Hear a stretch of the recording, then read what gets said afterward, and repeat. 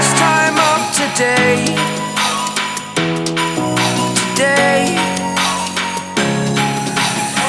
To dream, believe.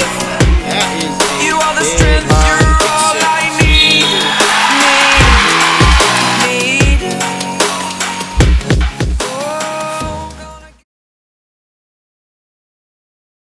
On the field right now, looks like the game clock says we got about 20 seconds to game time. And I'll tell you what, this PA system, I'm glad I can get these windows shut tight, because this PA system rocks here at Kickapoo High School. They have it cranked up. They're trying to get the kids cranked up for the game. Looks like Kickapoo is going to kick off to Rolla. Rolla is going to be on offense to start the game off. Officials are out there now getting ready to set the ball on the tee. And Kickapoo will be kicking from right to left on your radio dial. We're on my right-hand side, be kicking Kickapoo. You've got Isaac Hunter back, and Isaac Hunter looks like Dwight Pritchett both back to get ready to receive. Both standing on about their 5-yard line. Official now hands the ball off to the kicker for the Chiefs. He steps it off. Kind of gets set. Looks like the kicker is number 17, Boone Shelby, the junior, for the Chiefs. And here he comes up to the ball. Kicks up, kick is in the air, and it looks like Pritchett lets it go. Kicks down in the end zone. It's going to be a touchback for the Dogs. He could have caught that right on the goal line, but elected to let it hit and go ahead and take it out on the 20-yard line. Probably a smart decision to start tonight's game off. So while offense comes out on the line, Kickapoo comes out on the field. Kickapoo defense comes out on the field. The chain gang is trying to get down there and get things set up so we can start this game.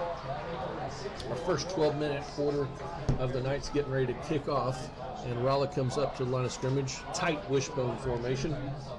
Townsend looks over the defense. Comes up under center. We had a jump right there, right off the back. It looks like handed the ball off to Colton Franks on the first play of the game, and I thought we were going to have a flag there because the right side, both offense and defense, jumped. But I thought it was Kickapoo. But Colton gets about 4 yards on that gain, so it's going to be 2nd and 6 with Rolla going to come back up to the line of scrimmage on their own 24-yard line. So this time, Rolla comes up to the line of scrimmage. Wishbone formation once again, but Hunter's split out to the right-hand side. Townsend looks over the defense. Comes up under center. Takes a snap and gives the ball to Franks once again. He gets about to the 25-yard line and nothing else this time for the Dogs. So it looks like they're going to get maybe one out of that. Looks like the official, they're going to get him just over the 25-yard line. So it's going to be 3rd and a short 5 this time. So 3rd and long. We'll see what the Bulldogs put together as they look over to the coaching staff, over to Coach Shockley. He sends the play in for the Dogs. Rolla comes up to the line of scrimmage once again. Wishbone formation. This time Hunter is split off to the left-hand side.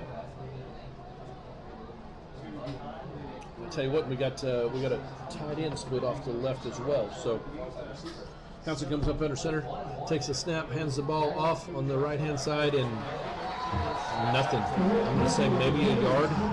Going to make it 4th and 4 for the Dogs. So the things that we talked about in the coaches show yesterday, the things that Coach Franks has been seeing, the things that the O-lineman that we had on the show last night we're talking about, again, that was Caden Hendrick and Chris Williams, who both did a great job on the show last night, was taking pride in bringing an offensive line to move the ball.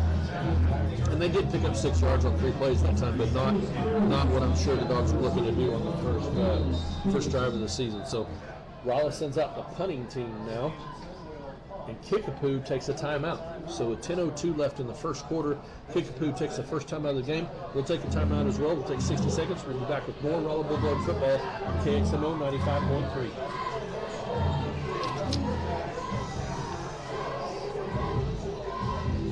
ALLEN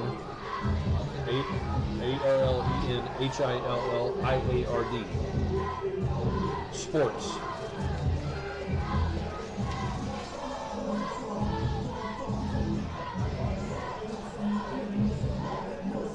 Sports.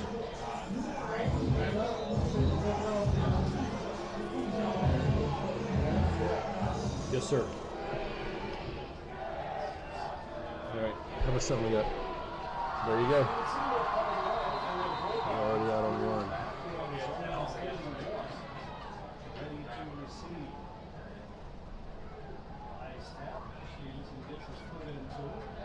See, this is what's going to suck about doing this, because their video is shown. All right, Bulldog fans, Kevin Green, we're back here on KXMO 95.3 and more Rolla Bulldog football. Rolla came out and lined up for a punt and did put the ball in the air, punt, and Kickapoo muffed it. Rolla jumped on top of it, so Rolla will take back over this time on the Kickapoo side of the field at the 46-yard line. So Kickapoo come up to receive the punt, took his eyes off the ball, looking at the defenders coming after him, and dropped it, and Rolla was all over it. So Rolla now comes back up to the line of scrimmage, a 1st and 10 on the Kickapoo 46-yard line. Come back to that tight wishbone formation. Hunter is split out to the left. Hounson looks over the defense, comes up under center, takes the snap, fakes the handoff. He's looking to hit Hunter out there, and has Hunter. Oh, and the ball was there, and Kickapoo defender got a hand in between Hunter and the ball, and just took it to where Hunter couldn't get to it. Hounson made a nice throw. Hunter ran a great route, and things just didn't work out on that side by the Kickapoo Chiefs. So it'll now be 2nd and 10 for the Dogs on the Kickapoo 46-yard line. They come back up to the line of scrimmage. Let's see what we got. A little bit different format this time. So we got Hounson coming up the line of scrimmage. We got both Pritchett and Hunter split out to the left. Hounson under center, looks over the defense, takes a snap, hands the ball to the first man through, and he gets about 2 yards down to the 44-yard line. So Rolla's just not doing, I know, what they came in and wanted to do tonight, which was take over the offensive line. Right now they're not owning that line of scrimmage. I'm sure there'll be adjustments going on as the night goes on, but they're not making the holes they're looking for. Part of that would be probably that passing game a little bit. If they can open up that, or get a couple completions on that passing game where it changes its defensive look up a little bit, that'll probably make some holes for the running game as well. So Rolla now comes up the line of scrimmage. It's 3rd and a short 8. Hounson looks under center, 2 receivers split out to the left. Hounson gets a snap, talks it over to Pritchett on the right-hand side. He gets out to the 40, down 39, and we got 2 flags in the air. So looks like Pritchett picked up about 4 yards. The ball would be down at the 40-yard lines, but let's see what the penalties show. There's 3 flags on the ground out here. Holding, Dogs. So let's see if Kickapoo's going to take that, or if they're going to let the play stand as game. Looks like they are going to take it. So it'll be 3rd down once again for the Dogs, but they'll be all the way back at their own 49-yard line. So it'll be 3rd and 15 now, as Rolla brings the offense back up to the line of scrimmage. So Hounson comes up to the line of scrimmage. Looks like 2 receivers are going to split over to the right this time. Both Hunter and Pritchett are going to split to the right. 2 backs in the backfield with Hounson. Hounson looks over the defense. Comes up under center. Takes a snap, fakes the handoff up the middle. He's looking for a receiver. He's got Hunter in the middle of the field, and Hunter is hit as soon as the ball got there. The ball was thrown a little bit behind him. He still got his hands on it, but he was hit as soon as the ball got there and jarred the ball loose. So bring up 4th down. It'll be 4th and 15, and here comes the punting unit once again for the Dogs. So Rolla Bulldogs bring the punting unit out one more time. And we've done this once before, and actually got the ball back off the punt as the Rolla Bulldogs recovered a fumble on that punt return. So we'll see what we get back to this time. And I was looking to see.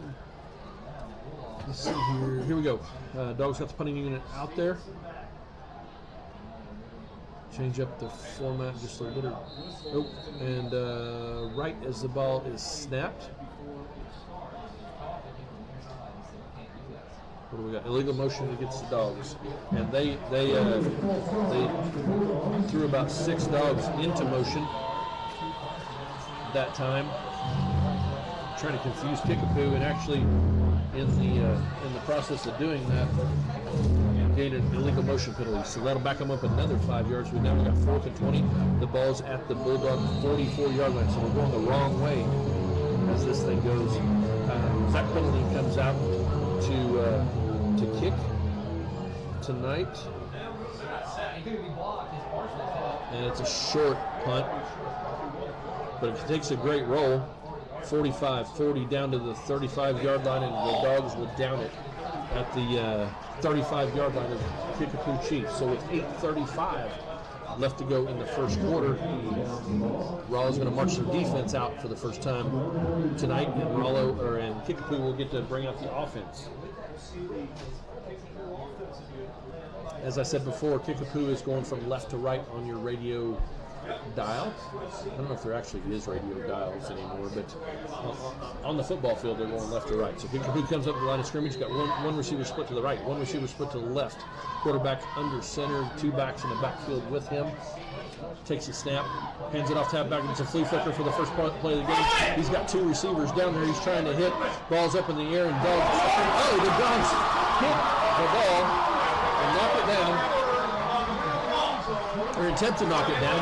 It goes off their fingertips into a Kickapoo chief receiver. He takes the ball all the way down to the 1 yard line and shoestring tackle at the 1 to stop the score. So Kickapoo with a big 35. It looks like about a 64-yard pass play on their first offensive play of the game, a flea flicker to kind of get them started, and they'll come back out with a first and goal from the Bulldog 1 yard line. 8:22 left to go in the first quarter. Kickapoo's talking things over with the officials. Now they're running a play out. Kickapoo comes up line of scrimmage and very tight formation. Quarterback has the ball, looks the defense over, takes a snap, first back through, and he's across for a touchdown. So Kickapoo scores a touchdown with 8:17 left to go in the first quarter to make the score. Kickapoo 6 and the Rolla Bulldogs 0.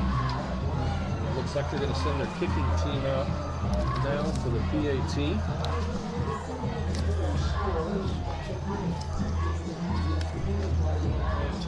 Things here, their kicking team there comes out, gets lined up for the PAT. Kickapoo shorted player.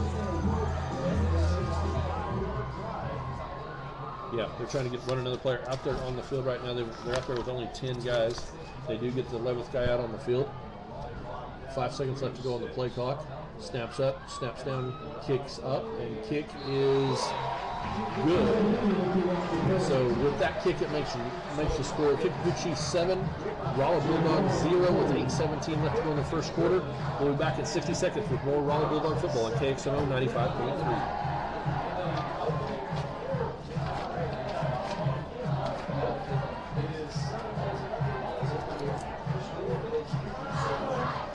Okay.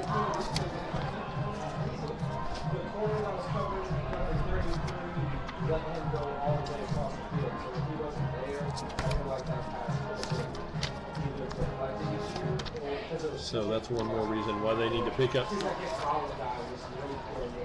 Yeah, well that was the original plan. So that's one more reason why we need to pick up our feed from you.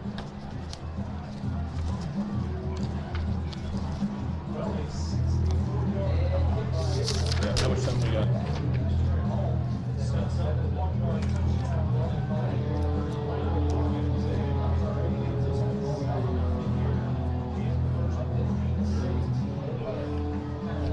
Alright, Bulldog fans, more Rolla Bulldog football here at Kickapoo High School. Kickapoo just scored to make the score 7-0 with 8:17 left to go in the first quarter.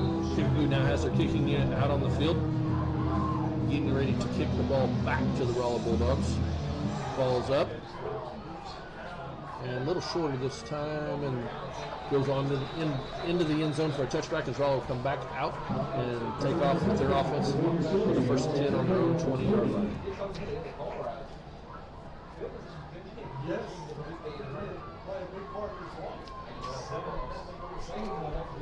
Sorry guys, I was making a couple of notes here. Rolla gets their offense out on the field as Kickapoo comes out with their defensive unit.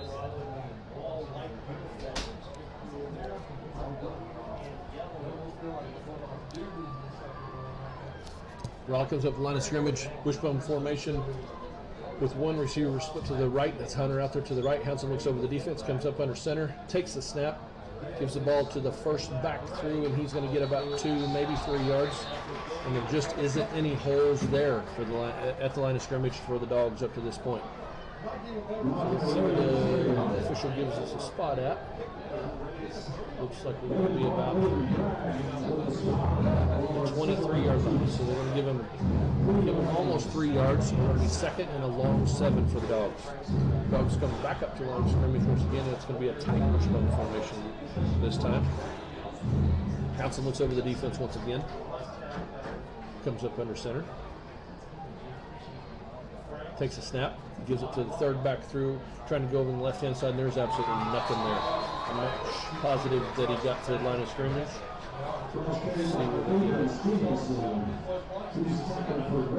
Officials on the spot, and they're going to give him maybe footballs in. So it's still going to be third and a long 7 for the Dogs. Play comes in from Coach Shock and Coach Franks on the sideline. Dogs now come back up the line of scrimmage. This time with 2 receivers split to the right. That's Hunter and Pritchett. Both split out to the right-hand side. Townsend looks over the defense. Comes up under center. Takes the snap. Rolls out to the right, looking for a receiver over here. He's got Hunter over there. Kickapoo jumps the pass and takes the ball all the way to the end zone. It's going to be a Kickapoo Chief touchdown. And Townsend made that too easy. He watched Hunter the entire play. Kickapoo laid back.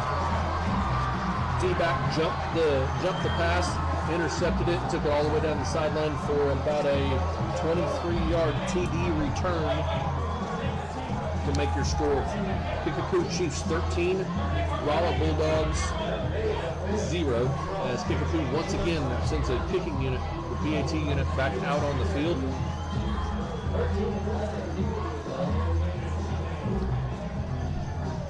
The officials now call a penalty on the Chiefs. So this will be on the point after attempt. The touchdown will still stand. They're talking things over with the Dogs to see what they want to do. I don't know if this is something that can carry over to the kickoff or if it has to be assessed. The play's going to have to be assessed on the PAT. And it must have been, let's see if they'll tell us again what the penalty is.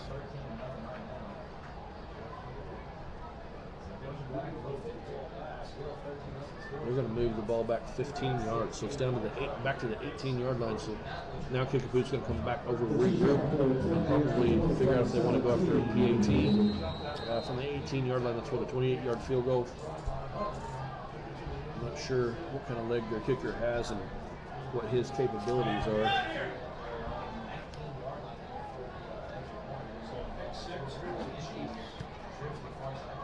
Now Kickapoo comes out with their offensive unit. 3 receivers split right, 2 receivers split left. Now one in motion, comes back in the backfield with the quarterback. Quarterback puts the ball up in the air and overthrows his receiver on the left-hand side, incomplete. But that leaves the score. Kickapoo Chiefs 13, Rolla Bulldogs 0 with 6:48 left to go still in the first quarter. Let's take a quick 60-second break. We'll be back with more Rolla Bulldog football on KXMO 95.3.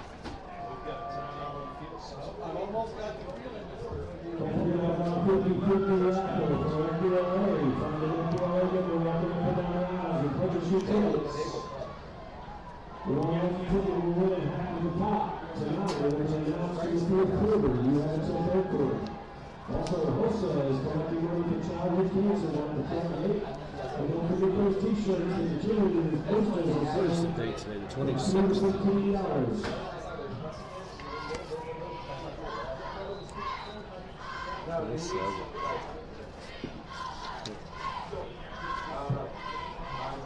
How much time I got? Gosh, how much time I got, Dave? We gotta take it at 6. Let's give this guy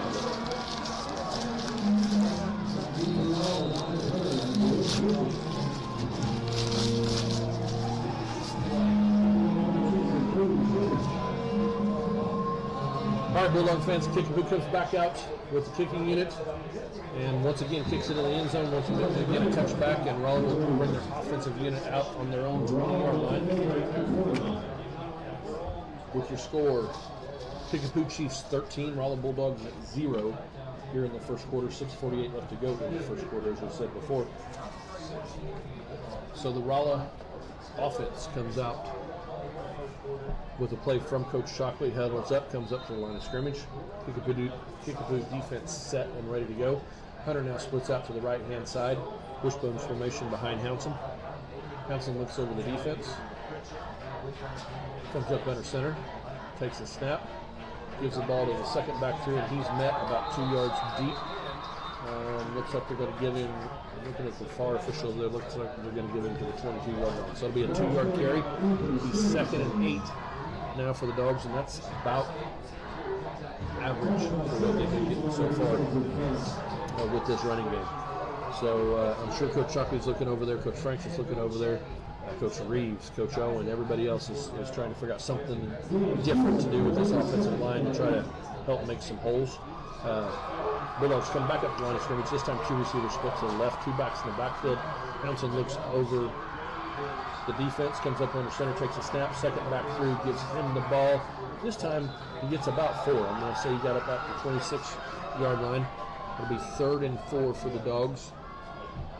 It looked like it was Colton Franks on the carry that time. It was Colton Franks. They're going to give him the 27-yard line. So it's going to be almost 27-yard line. It's going to be 3rd and a long 3 now for the Dogs. They come back up the line of scrimmage once again with a tight wishbone formation this time. Hounson looks over the defense. Comes up under center. Takes a snap and fakes a handoff twice and then hits Pritchett on the left-hand side. He goes on the right-hand side. He goes across the line of scrimmage to the left-hand side, gets across the 30, all the way up to the 36-yard line, maybe 37-yard line. So, definitely the best run we've had tonight. Looked like about a 10-yard gain that time for Pritchett. Takes the ball out to the Rolla Bulldog 37-yard line. Will be 1st and 10 for the Dogs. Dogs come back up to the line of scrimmage this time with Hunter split out to the right. Wishbone formation with a split off on tight end. Hounson looks over the defense, comes up under center, hands the ball to the first back through. He gets across, just across the 40. Let's see if they give him looks like they give him just across the 40. So give him a 3-yard gain, make it 2nd and 7 now for the Rolla Bulldogs with 4:49 left to go in the first quarter. Got one of the Chiefs that lost his helmet, so he'll come off the field, have another O-lineman come in for him. Rolla comes back up to the line of scrimmage, this time a tight wishbone formation once again. Hounson looks over the defense, comes up under center, takes the snap, fakes the handoff to the first 2 backs, and once again gives it to Pritchett. He goes across the line of scrimmage from right to left one more time and gets it this time out to about the 44-yard line. Let's see where they spot him at. Yeah, 44. So another nice run that time for Pritchett. It's going to be 3rd and 3 now for the Dogs. The ball's spotted just across the 44-yard line for the Rolla Bulldogs. So they need to get to about the 47. Rolla comes back up to the line of scrimmage this time. Tight wishbone formation once again. Hounson looks over the defense. Comes up under center. Takes a snap. And this time, ball's on the ground. Handoff and ball's on the ground. I can't see. I think the Dogs have it. Nope. Somebody's making a signal that it's Chiefs ball, but I haven't seen it from an official yet. The officials are making the same signal. It is a Chiefs ball. So the Rolla, I think that was Colton Franks that took the ball at that time. And I don't know that if that was Colton. I couldn't tell for sure, but whoever got it didn't really have it at the handoff. And looked like he was met within a half a step of getting the ball and never had the ball secured. The ball went on the ground and it was a scrum, and Kickapoo comes up with it. So Kickapoo will now take over on the Rolla Bulldogs 44-yard line. Kickapoo sends their offensive unit out on the field as Rolla has their defense on the field. There's 3:46 left to go in the first half, or in the first quarter, I'm sorry. And their score is Kickapoo 13 and Rolla nothing. And both teams come out on the field now. Officials have waved the kids off, so I don't know if this is a water break. Somebody took a timeout. All the officials are looking at each other. So let's take about a 30-second break. We'll be back with more Rolla Bulldog football at KXMO 95.3.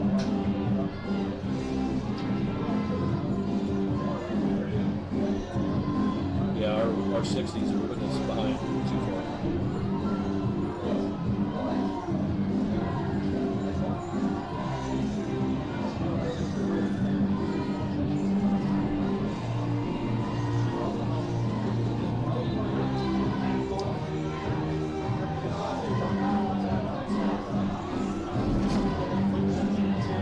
All right, Bulldog fans, back on KXM 95.3 for more Raleigh Bulldog football. Kickapoo brings their offense out on the field with 3 receivers to the left, 2 receivers to the right, 1 receiver in motion from right to left. Quick toss to him in the backfield, and he gets by 3 Raleigh Bulldogs, and it's finally brought down on the 35-yard line. They had him actually in the backfield, and he did a little sidestep, got around the first dog defender, and then got around 2 more and was finally brought down after a gain of 8 yards with the ball on the 35-yard line. So I'm not sure what's going on, but there's a lot of stoppage by the officials here lately. It looks like this is probably going to be some kind of issue with equipment. So I think it's Colton Franks that went over the sidelines, and it looks like they're looking at his helmet. So Kickapoo now has the offense out on the field, looking over the sidelines at their coach to get the play. Raleigh defense ready. Kickapoo comes up to the line of scrimmage, this time with 2 backs in the backfield, 1 receiver split out to the right. Quarterback under center. Let's cross Elmquist. He hands it off to the first back through. He gets up to about the 35-yard line. It looks like he's still short of the first down. Gained about a half a yard. So it's going to be 3rd and a very short 1. 3rd and about a foot, honestly. So 2:49 left to go in the first quarter. Kickapoo looks over to the sideline, gets their play, comes up to the line of scrimmage. They have a 3rd and about a foot. Elmquist back in the pistol formation this time. 1 receiver split out to the right. Receiver in motion from right now, comes back in the backfield and sets on either side of Elmquist. Elmquist hands it off. It's fumble. It's on the ground. Elmquist now jumps on it at the 40-yard line. So they needed a foot and they lost 5. That puts the ball down back at the 40-yard line. Make it 4th and about 6 for Kickapoo. So let's see what they do now. So they were looking really good for an opportunity to get a first down, and then with that issue between the quarterback and the running back, or the quarterback and receiver at that time, ball hit the ground, but looks like Kickapoo's going to come back up with the offensive unit. 3 receivers split to the right, 2 receivers split to the left. Elmquist in the backfield by himself, takes a snap, shotgun position. He's looking for a receiver up the middle. He's got a receiver wide open. There's not a dog around him. He dropped the ball. Number 4. Jeb Jarman was wide open, and I mean, when I say wide open, there wasn't a defender within 10 yards. Elmquist put it up there beautifully, and we just got lucky. Jeb Jarman just let that one drop in the end zone. So Raleigh will now take over with 1:45 left to go in the first quarter. They'll have the ball at their own 40-yard line and send their offensive unit out on the field. And that could be the play that Raleigh needs to kind of spark them a little bit, as we're still so early in this game. 1:45 left to go in the first quarter. Raleigh comes up the line of scrimmage, tight wishbone formation this time. Pounson looks over the defense, comes up under center. And we have a lot of movement over on the left-hand side right as the ball is snapped. Officials stop everything. It looks like, let's see what the call is going to be. Is it on the Dogs or is it on the Chiefs? It is against the Chiefs. So that's going to make it a 1st and 5 for the Dogs, just short of the 45-yard line, as we had an offside on the Kickapoo Chiefs. Raleigh comes back up the line of scrimmage once again. Looks like it's going to be another tight wishbone formation. Pounson looks over the defense, comes up under center. Takes a snap, hands it off to the first back through. He gets across the 45, maybe to the 46. They're going to give him just across the 45, so he got about a half yard on that play. They'll make it 2nd and about 4.5. Yeah, 2nd and a very long 4 this time for the Dogs. So Raleigh comes out of their huddle, comes up to the line of scrimmage. Down to 1:16 left to go in the first quarter. Pounson looks things over, looks over that defense, comes up under center, does have Hunter split out to the left-hand side, wishbone formation in the backfield. Pounson, it's a broken play, and Pounson tries to get something with it, and loses about 2 yards.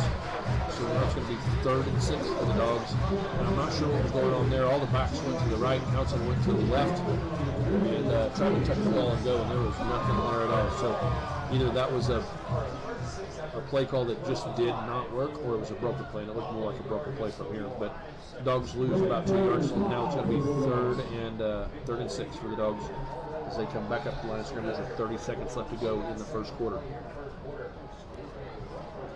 This time we got Pritchett and Hunter split out to the right. 2 backs in the backfield with Housen. Housen comes under center, takes a snap, fakes the handoff, rolls out to his right. He's looking for a receiver. Now he takes the ball across the 45, across the 50, and the first down for the Raleigh Bulldogs down at about the 47-yard line. That's going to be the last play of the first quarter. Now, wait a minute. Let's see. I think they're going to try to get another one. The play clock does stop to give time to move the chains, but Raleigh doesn't look like they're in any hurry at all, and that will be the last play of the first quarter. So let's go back to the studio, give Dave a chance to thank our sponsors one more time. We'll be back in 60 seconds with more Raleigh Bulldog football on KXMO 95.3.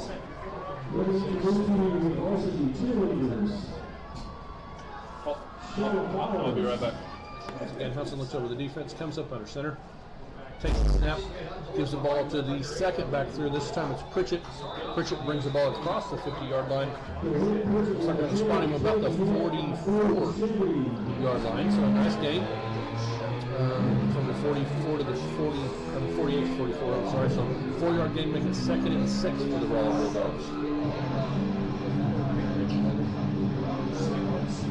For you that are on Allen Hilliard Sports on his YouTube channel, welcome to the football game. Raleigh comes back up to line of scrimmage this time. Wishbone formation tight. Hilliard under center takes a snap, gives the ball to the 3rd back through, which is Pritchett this time, and he's caught from behind. Had an opportunity to get out to the left-hand side, but caught from behind and stopped behind the line of scrimmage. Stopped for about a 2-yard loss. It's now going to make it 3rd and 8 for the Raleigh Bulldogs with 11:06 left to go in the first half. And up to this point, the running game just is not working for the Dogs. The offensive line is not getting done what they want to get done.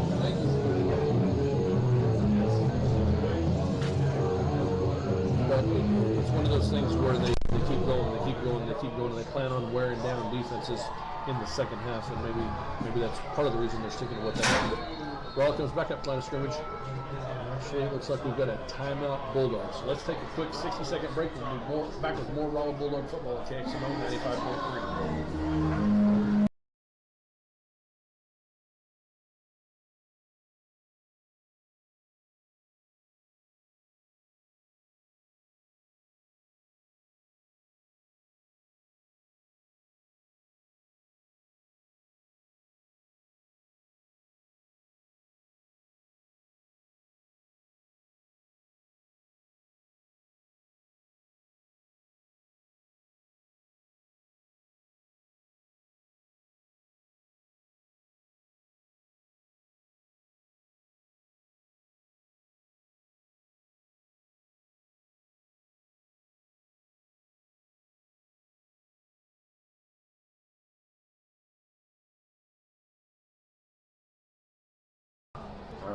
All right, how much time we got?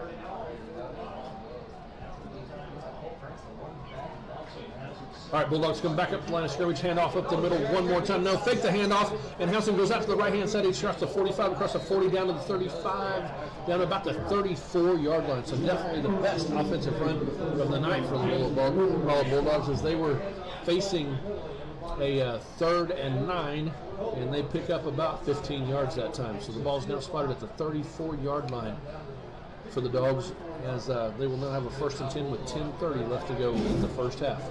Raleigh comes back up to the line of scrimmage. This time looks like a tight wishbone formation once again. Giving a couple seconds for the chain gang to get things out. Now they're ready. Housen looks over the defense, comes up under center, takes the snap, gives the ball to the 3rd back through. He's across the 35, across the 30, across the 25, down to almost the 20-yard line. Let's see where they spot him at. Looks like the officials are going to get him just short of the 20-yard line. Yeah, no, right on the 20-yard line. So a great run That time, I believe that was Colton Franks. That time with the run, takes the ball down to the 20-yard line, and that looked like more of what the Royal Bulldogs were trying to accomplish on offense tonight. So they come back up line of scrimmage once again, 1st and 10, 9:57 left to go in the first half. Tight wishbone formation. Townsend looks over the defense. Comes up under center. Takes a snap and gives it to the, fakes the handoff once again, rolls out to the right-hand side, gets it across the 20 down to about, let's say, the 18-yard line. We'll see where the officials spot it. I think they're going to give it just inside the 18-yard line. About 17 and a half yard line. So gain of 2.5. So going to be second and a long 7, short 8 this time for the Dogs. 9:22 left to go in the first half. Ball comes out of the huddle up to the line of scrimmage. This time they're going to split. We'll split 2 receivers out to the left. Townsend's going to be under center. One back in the backfield with him. 3 receivers to the left. Townsend takes a snap.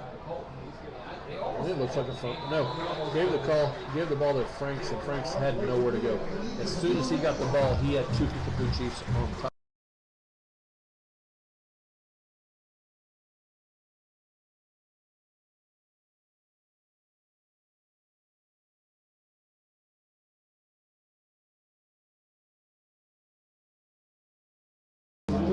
So tight wishbone formation this time. Ball comes up the line of scrimmage. Townsend looks over the defense. Comes up under center. Gives the ball to the first back through, and he's across the 15. Let's see where they spot him at. Definitely not enough yardage for a first down, but let's see where they give it to him. They're going to give it to him on the 15-yard line. And he needed about the 11. So it's going to be fourth and a long 4. And I think, if we can offense out on the field, actually 4th and a long 5 for the Dogs. They come on the line of scrimmage, 4th and a long 5 this time. Wishbone, very tight wishbone formation. Townsend looks over the defense. Comes up under center. Takes a snap. And gives the ball to the 3rd back through, and he gets nothing. Maybe got up to the 15-yard line, really nothing at all that time for the Dogs. They needed 5 and got 1. So that'll turn the ball over with 7:41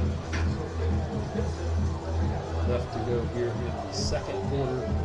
They'll turn the ball over on down to give it to the Kickapoo Chiefs, and they'll send them offensive to get it back out on the field.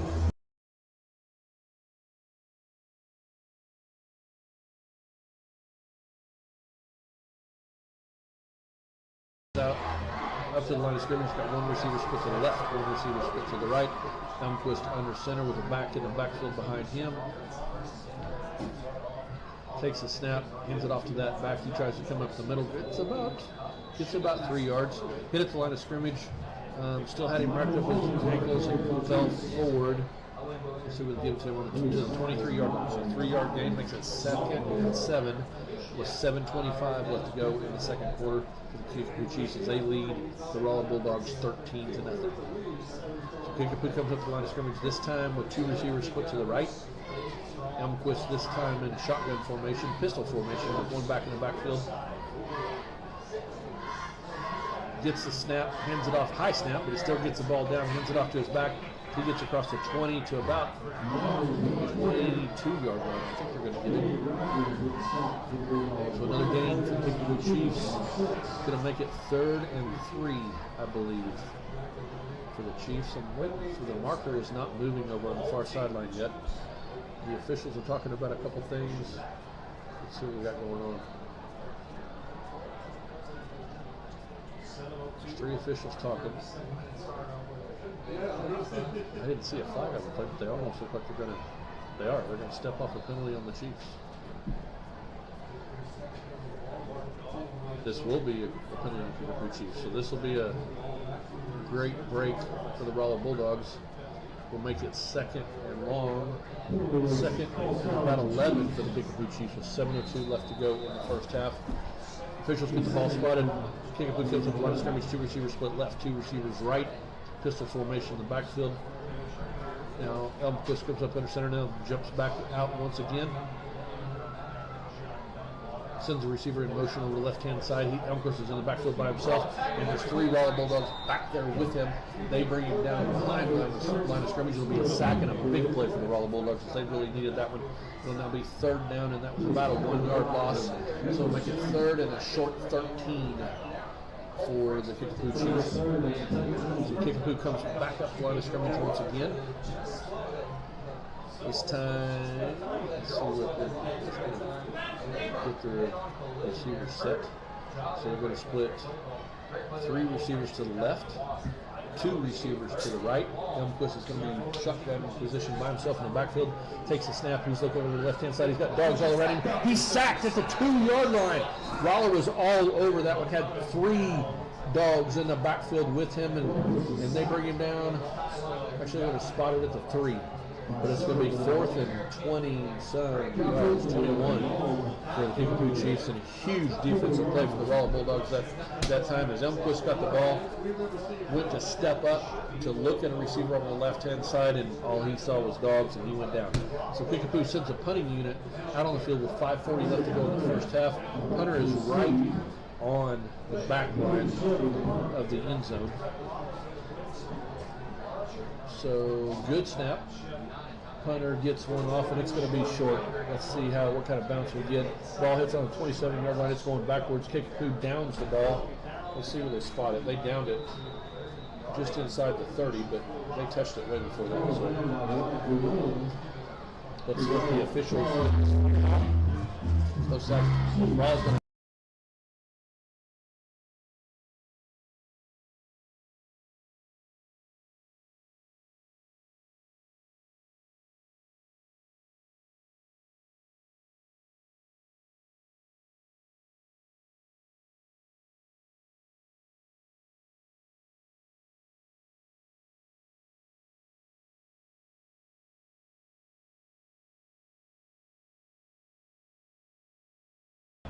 Hands it off, fakes the handoff to the first back through, gives it the second back through. He gets to about the 25, I believe. So he'll spot it right on the 25.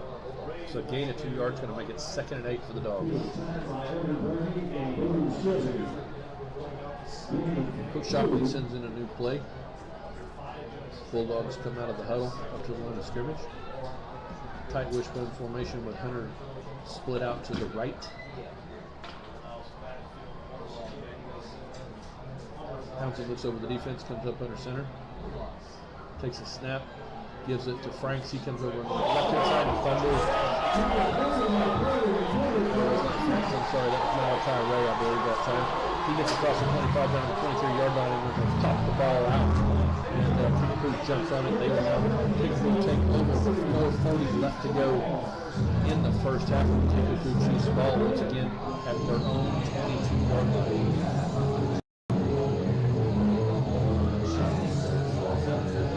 So Waller will march the defensive unit back out on the field.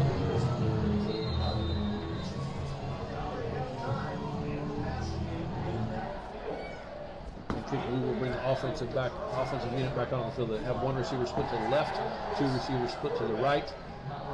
Elmquist in the backfield with back. Takes a snap, hands it off to the back. He comes off the left-hand side.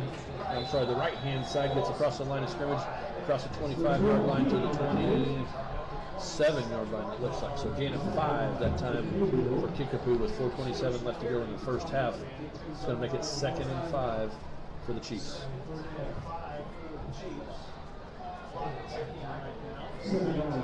So Kickapoo comes back up the line of scrimmage, this time with 1 receiver split to the left, 2 receivers split to the right. Elmquist in the backfield with 1 back about 8 yards deep behind him. Elmquist takes a snap, hands it off. Back comes off to the right-hand side. This time he's tackled behind the line of scrimmage. Waller got through that time, and basically tried the same play all over again. They gained 5 this time gained 5 the last time, this time lost 2 yards. So it's now going to be 3rd and 6 for the Chiefs as they once again come back up to the line of scrimmage. Looking over at their coach for looking up at their coach for signals. Now 2 receivers split to the left, 1 receiver split to the right. Elmquist in the backfield with 1 back. Shotgun position. looks things over, takes a snap, fakes the handoff, tries to get out to the left-hand side. He's got dogs over there, and he's going to lose another yard.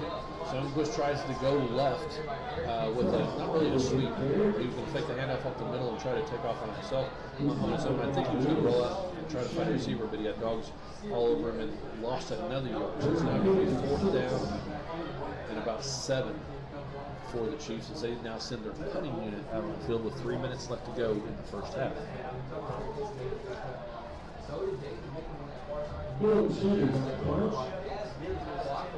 So Kickapoo has a punting unit out on the field. Looks like Hunter back standing on about his own 40-yard line. Kickapoo this time gets the punt off.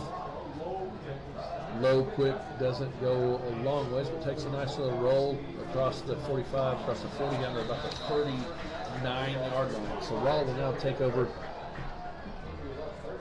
after a punt with 2:35 left to go in the second quarter, and they'll have a 1st and 10 from their own 39-yard line. So this is the opportunity that Raleigh needs to take advantage of and get something on the board. They have done almost everything wrong in this first half. The only good thing is they only trailed by 13 points. Raleigh comes back up the line of scrimmage this time. Hunter split out to the left, tight wishbone formation behind him.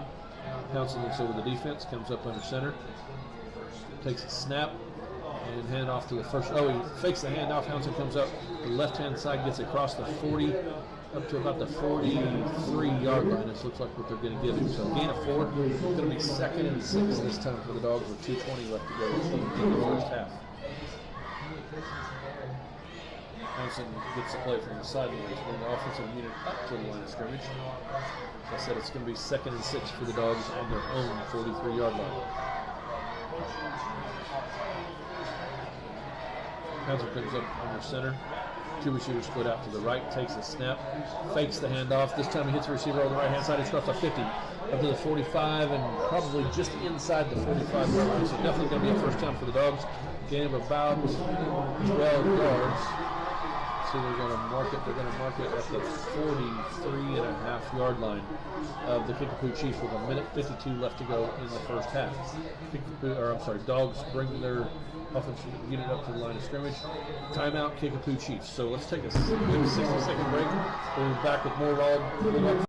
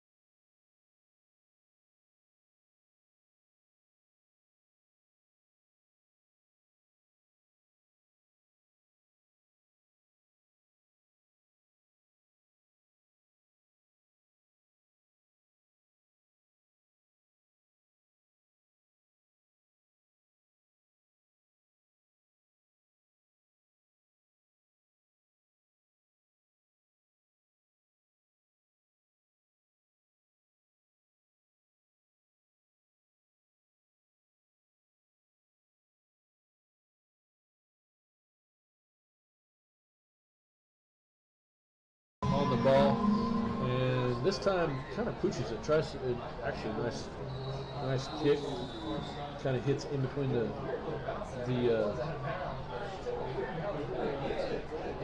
receiving team in a nice little zone. Goes out of bounds at about the 19-yard line. So nice kick by Klausner. Puts the ball out of bounds. Actually, they're going to move up to the 20, I think.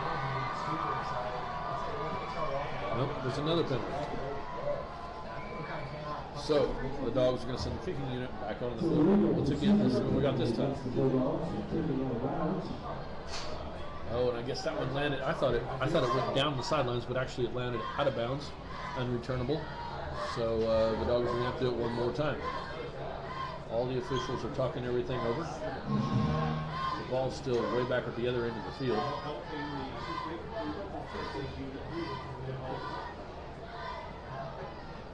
So let's see what we're going to kick from this time. I think we're going to be back at the 30.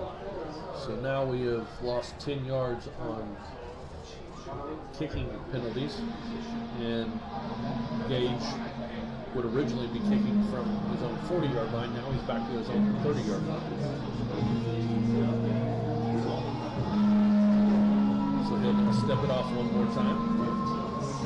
Kicking unit gets spread back out.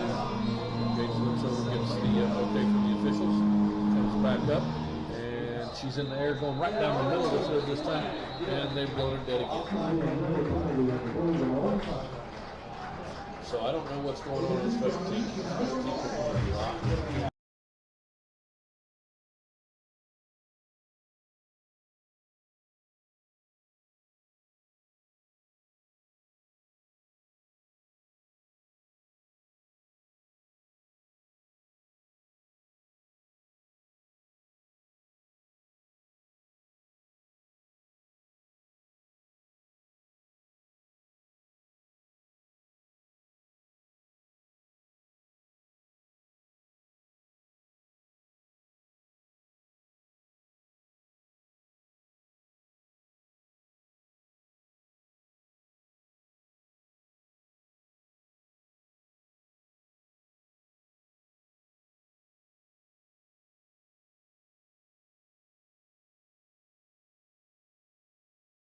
Back out, boot on the ball, and no flag this time. So the ball's in there. That's his best kick of the day by far.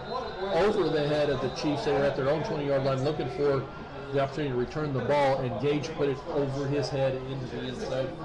Beautiful kick. And Gage Klausner could not have come through in any more of a clutch position than what he did right there. He just took the Bulldogs.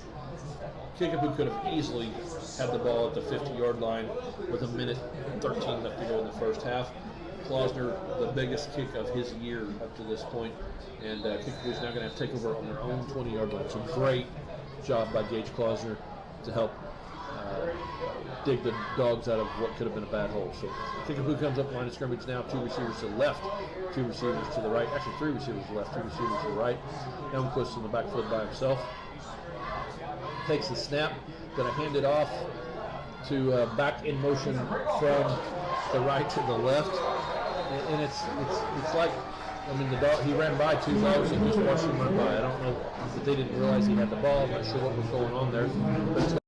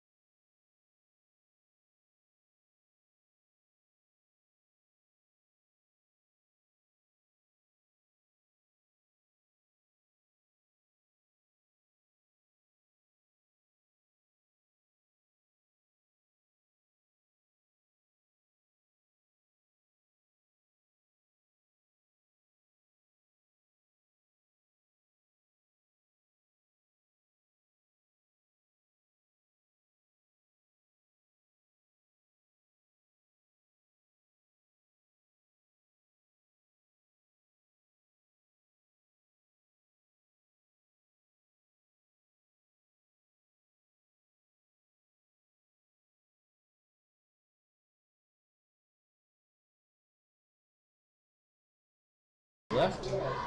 Elmquist in the backfield does have a back with him this time. Works things over. Takes a snap.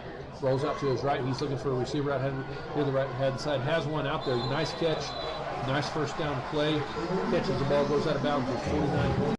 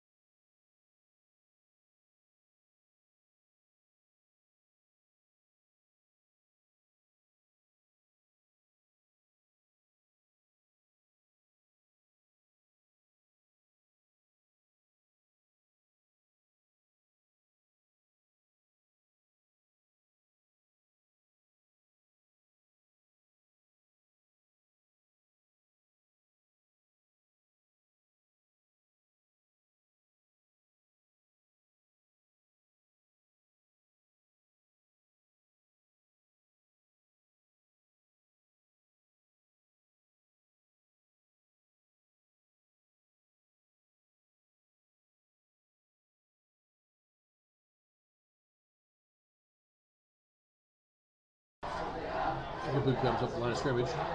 Elmquist looks things over. Takes a snap. Fakes the handoff. Has a receiver open up the middle. That's number 3. Once again, he makes a nice catch across the 30, across the 25, down to about the 23-yard line. So that's once again Chase Cruz with a nice catch for Kickapoo for a first down with 35.8 seconds left to go in the half. Kickapoo takes the snap and puts a knee down to stop the clock with 31.6 seconds left.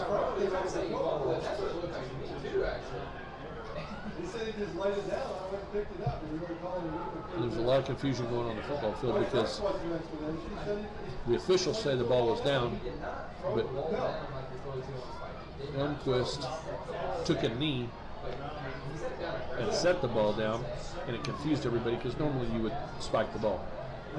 I think there was officials and players didn't see him take the knee. So Kickapoo comes up the line of scrimmage, 2 receivers to the right, 1 receiver to the left, 3 receivers to the right now. Elmquist looks things over. 1 receiver comes in motion from right to left. Elmquist gets the snap, looks things over. He's got dogs all over him. He sidesteps a possible sack. And I think it's a touchdown for the Blue Chiefs, because I believe that's Chase Cruz once again making the reception. So the ball was on the 24-yard line. So it's going to be a 24-yard TD pass.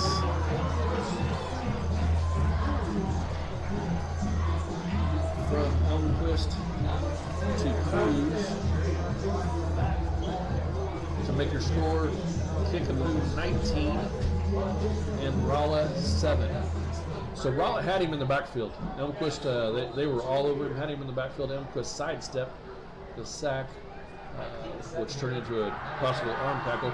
Kickapoo now comes out for a 2-point conversion. 2 receivers to the right, 2 receivers to the left. They got a little bit of confidence now, and they're looking to make it happen, and tries to throw it over for the 2-point conversion, and it's off of the fingertips of the receiver. No good. So 24 with 8 seconds left to go in the first half. Looks like a quick 30 seconds.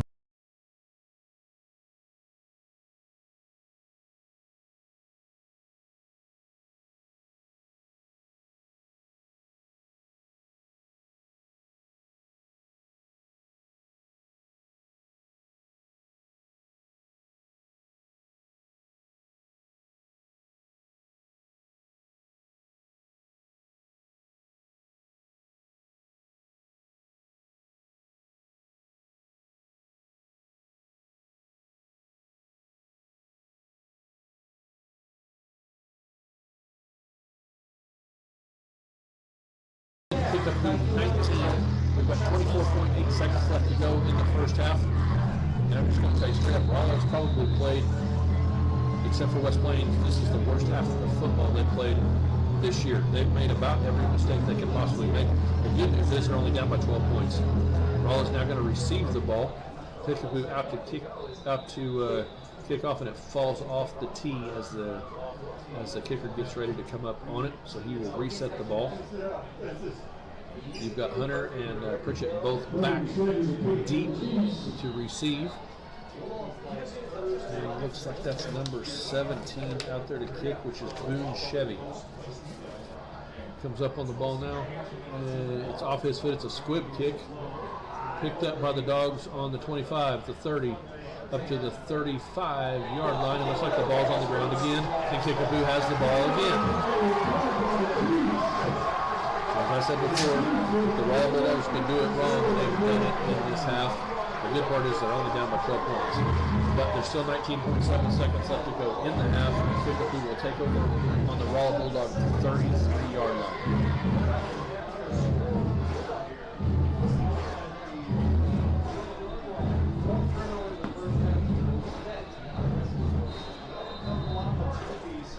So Rolla now has their defensive unit.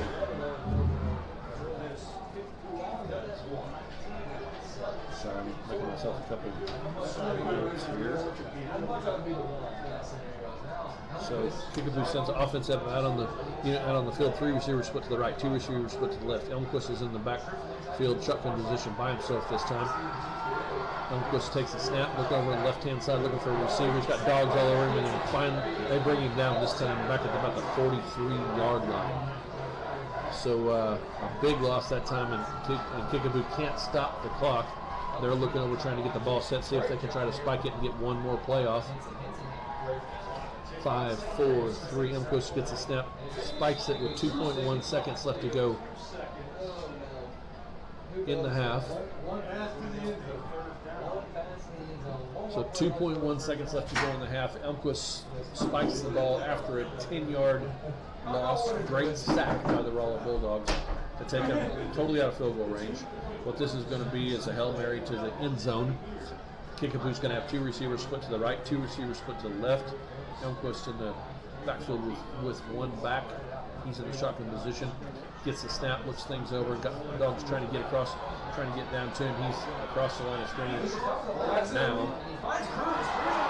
Hits Cruz coming across the field. The Dogs brought him down, but I really think there's flags down. Elmquist was across the line of scrimmage when he threw that ball. He tried to stop before he got to the line of scrimmage. Didn't get it pulled off. I'm gonna say that Rolla is going to decline this penalty, and we'll call that halftime, I believe. And the Rolla Bulldogs go to file off the field, and that's exactly what's going to happen. Rolla's going to the locker room. Kickapoo's going to the locker room. It's going to be the end of the first half with your score: Rolla Bulldogs 7, Kickapoo Chiefs 19. Let's take a 2-minute break. We'll be back with more Rolla Bulldog football on KXMO 95.3. Quite like Mr. Clauser, and this time he's back. Line drive kick this time off of his foot, across the 20, across the 15, across the 10, taking it at the 5-yard line. He's back across the 10, 15, 20, 25, and he found a hole, and I believe it was Klausner. I believe it was Klausner that took him down. Yeah, it was. Gaze Klausner took him down there and stopped. Well, it's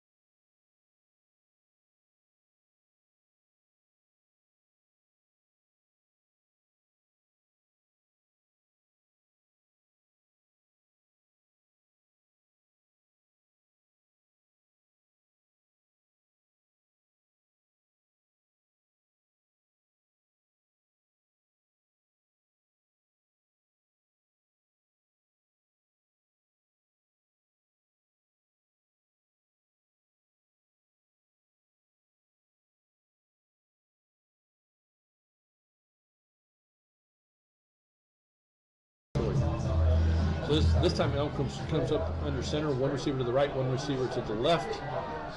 One receiver now steps out in motion from right to left. Elmquist takes a snap, comes back, hands it off to his halfback, and he's met immediately at the line of scrimmage for no gain. He's 2nd and 10 this time for Kickapoo, and Rolla stepped up that time, filled the holes, and did a great job of stopping that one at the line of scrimmage. Actually going to lose a yard. So got him just behind the line of scrimmage. Going to make it 2nd and 11.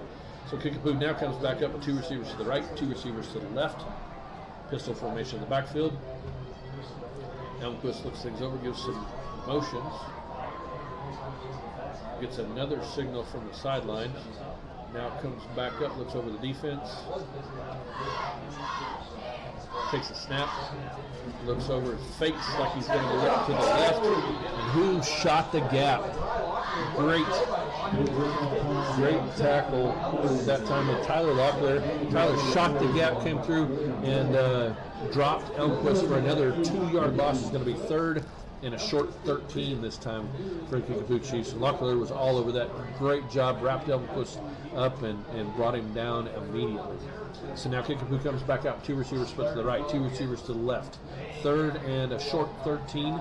Pistol formation in the backfield. Elmquist looks things over, takes a snap, rolls out to his right. He's looking, trying to find a receiver. Now goes back to the left, has to move over on the left-hand side. Looks like the Locklear's over there again. Takes him out of bounds at about the 30-yard line. It's going to be 3rd and a short 7 this time, I think, for the Kickapoo Chiefs. Let's see if they spot this officially. I don't think they're going to get him. Yeah, they are going to get him the 30-yard line. So 4th down, I said 3rd, I'm sorry. It's going to be 4th down and a short 7, and Kickapoo's going to come right back up the line of scrimmage. 3 receivers to the right, 1 receiver to the left. Pistol formation in the backfield. Now Kickapoo looks back over to the sideline. Elmquist looks things over. Takes a snap. Looking right, has a receiver, throws it short, 10th at the line of scrimmage, and Rolla with a big stop there will now take over on downs at their own 30-yard line. It'll be 1st and 10 for the Rolla Bulldogs after a big defensive stop there. Great job by the Dogs, and that's what they needed coming out here in the second half was a defensive stop. 9:38 left to go in the 3rd quarter. And a turnover on downs. So Rolla brings out to the offensive unit now. Townsend comes out with 1 receiver to the right, 1 receiver to the left. Wishbone formation in the backfield. Townsend looks over the defense.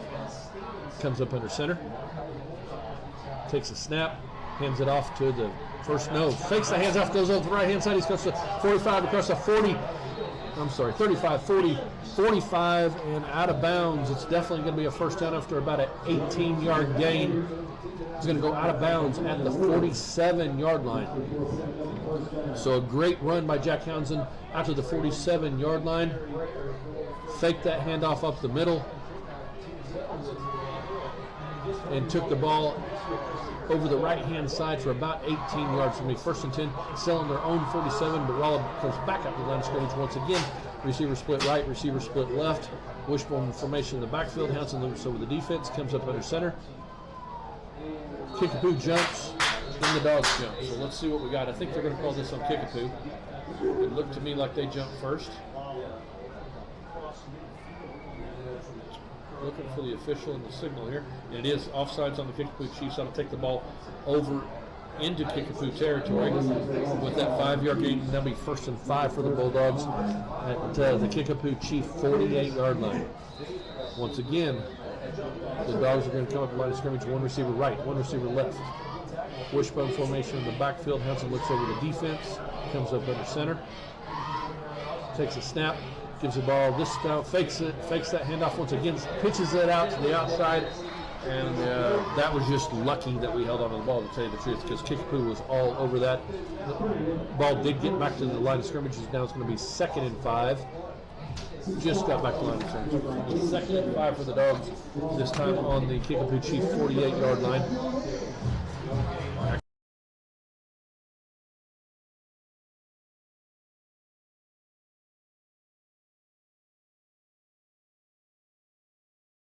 Flip to the left, wishbone formation in the backfield. Townsend comes up under center, takes the snap, hands it off to the third back through, and he takes it across the line of scrimmage up to about the 46-yard line, I believe. Looks like, yeah, they're going to spot at the 46-yard line. Going to make it 3rd and 7 for the Dogs. 3rd and 3, I'm sorry. I can't do my math tonight. 3rd and 3 for the Dogs. So Rolla brings in the play from the sideline. Townsend brings them up to the line of scrimmage. This time one receiver split out to the right. Wishbone formation in the backfield. Hanson looks over the defense. Comes up under center. Takes a snap. Gives the ball to the third back through. That's Pritchett. And he's across the line of scrimmage to the 35, the 40, the 35, the 30, I'm sorry, the 45, 40, 35, 30. The ball goes down at about the 31-yard line. It's a great pickup for the Dogs. Great run by Pritchett. Had 2 different Chiefs trying to arm tackle him. He got through those arm tackles and all the way down to the 31-yard line. So it's 1st and 10 for the Dogs at the Kickapoo Chief 31-yard line. Raw comes back up the line of scrimmage. Got one receiver split out to the left. Wishbone formation in the backfield. Hanson looks over the defense. Comes up under center. Takes the snap and fakes the handoff to the first 2 backs. Looks like Frank's over on the left-hand side, goes out of bounds across the 30, across the 25. They're going to mark him out about the 24-yard line. That was not Colton Franks, and it made me wonder because he carried the ball a little bit different than Colton. That was Isaac Hunter on an end around, basically, is what that was. But he takes the ball all the way up to the 24-yard line. So it's going to be 2nd and 3 for the Rolla Bulldogs after that 7-yard run. This time they come up the line of scrimmage, one receiver to the right, one receiver to the left. Wishbone formation in the backfield. Townsend once again looks over the defense, comes up under center, takes a snap, hands it off to the first back through. We got a flag immediately. I think he got enough for a first down, but I don't know who the flag's going to be. Let's see what we got going on there.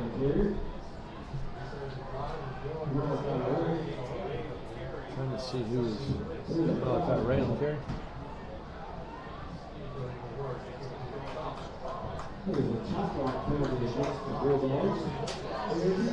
Penalty on the Bulldogs.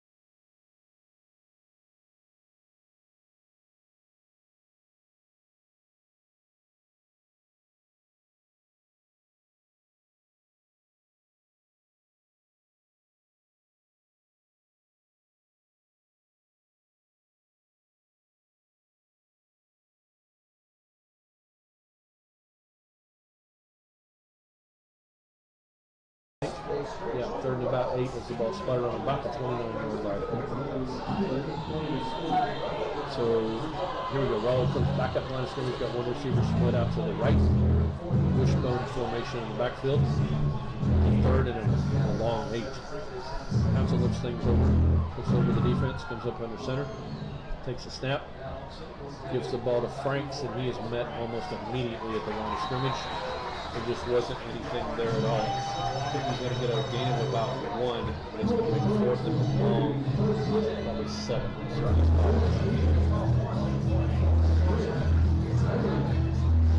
get him progress up to just inside the 20th yard. So 4th and 7 with 6:05 left to go in the 3rd quarter. And Rawls going to leave the offense out on the field. They're going to trust their defense. If they can't pull this off, they're going to leave the offense out there, which also shows a lot of confidence in the offense.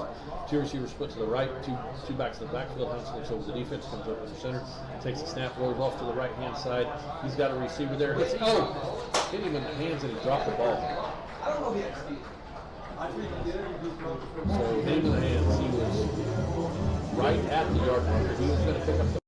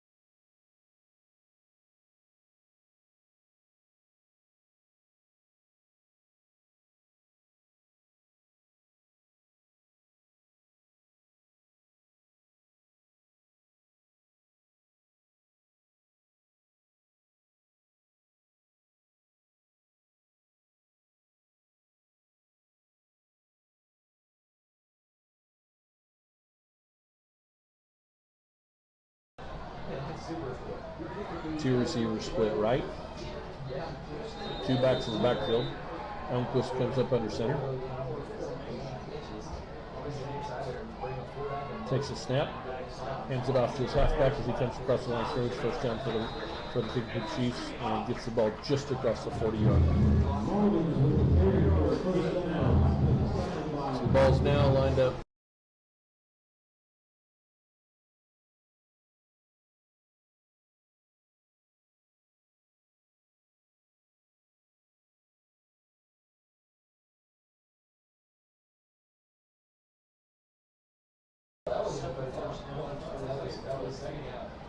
Actually, the tight end set back. Elmquist under center. Tight end goes in motion. Now set over to the right-hand side.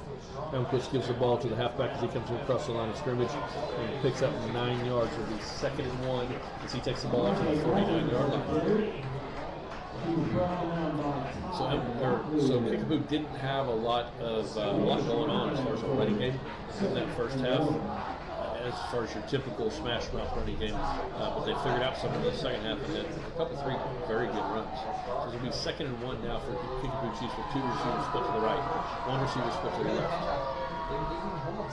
Tight end set back in the backfield. He'll go in motion once again. Receiver on the right will go in motion to the left. Elmquist under center, waits for that receiver to set. Now hands it off up the middle one more time. It's going to be another first down for the Kickapoo Chiefs. So this is the grinding football, type of football that Rolla wants to do and doesn't want to let Kickapoo do. Kickapoo's making it work right now as they take the ball down to the Rolla Bulldog 42-yard line, making another 1st and 10 with 4:14 left to go.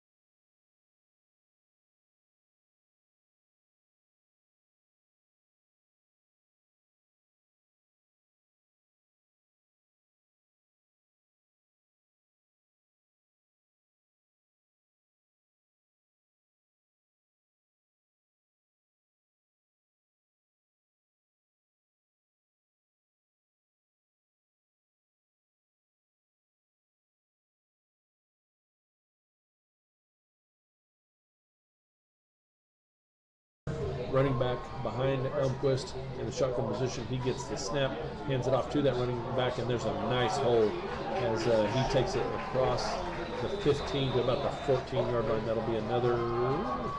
Actually, that's just short of the first down, I believe. Yeah, looks like about 9 yards, probably about a yard short. Yeah, about a yard short of the first down. With 2:59 left to go in the 3rd quarter, and this time Kickapoo is bringing out the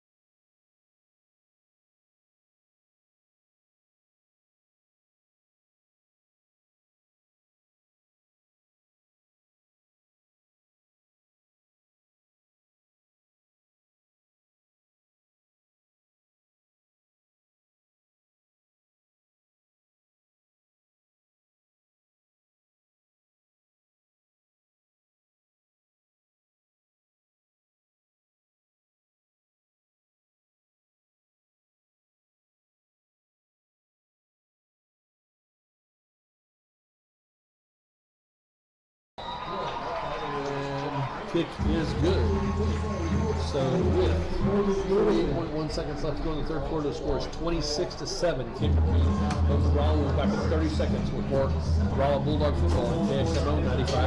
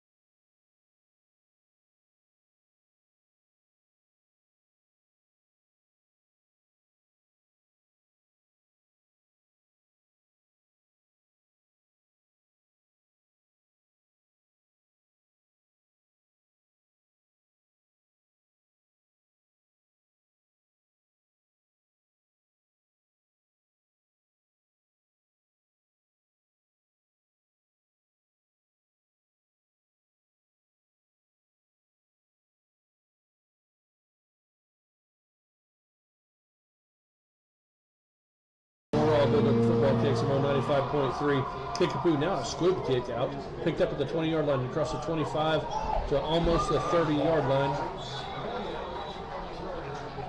And the Kickapoo coaching staff says there's a turnover.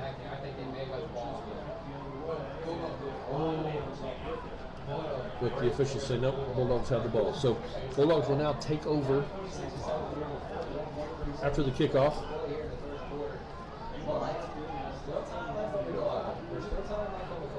At their own 29-yard line. They'll bring the offensive unit back onto the field.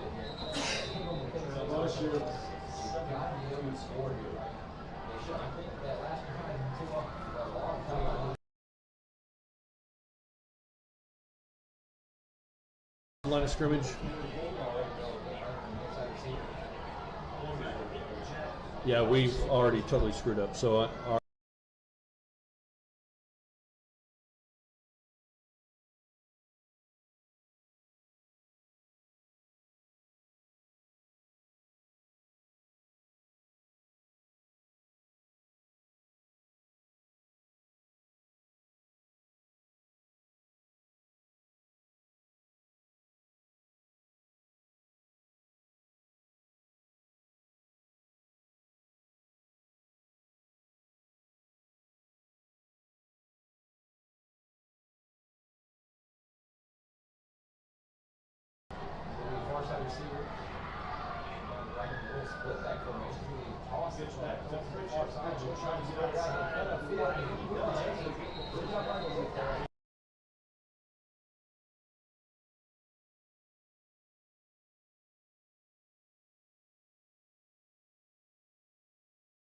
back here at Kickapoo High School tonight with 8.4 seconds left to go in the third quarter now. And Rolla just picked up a first down. They'll come back up to the line of scrimmage and won't get another play off in the third quarter. So that'll be the end of the third quarter with the Rolla Bulldogs trailing 26-7 to the Kickapoo Chiefs. Let's take a 30-second break. We'll be back with more Rolla Bulldogs football on KXMO 95.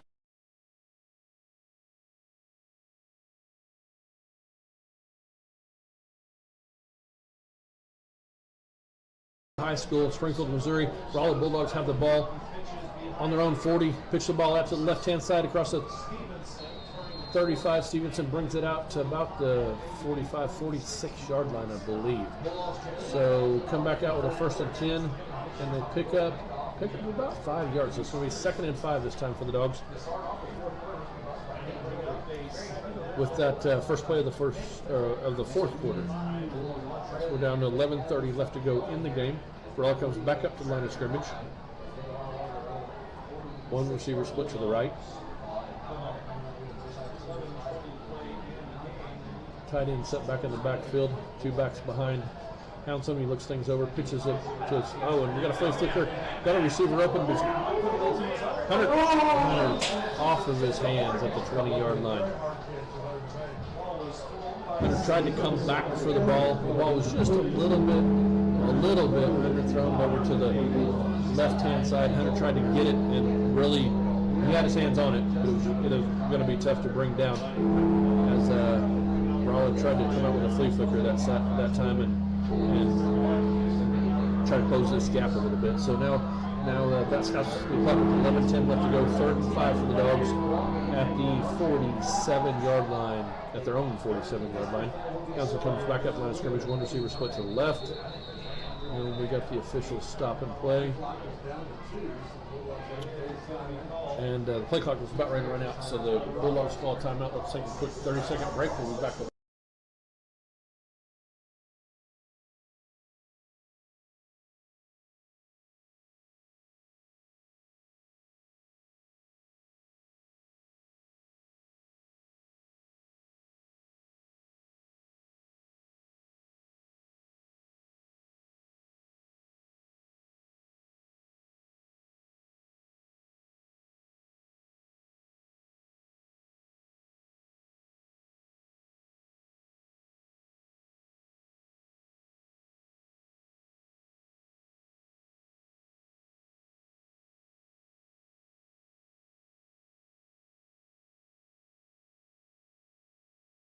47-yard line. Offensive unit comes back out on the field. One receiver split to the left. Wishbone formation in the backfield. Hanson looks over the defense, comes up under center, takes a snap, gives it to the third back through, and that's Pritchett over on the left-hand side.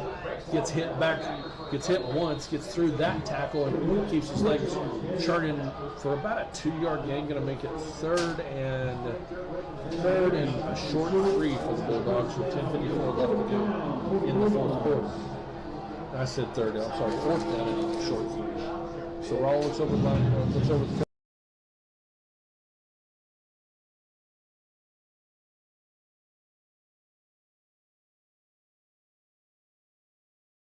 Two backs behind him, looks over the defense, comes up under center, takes the snap, rolls out to his right.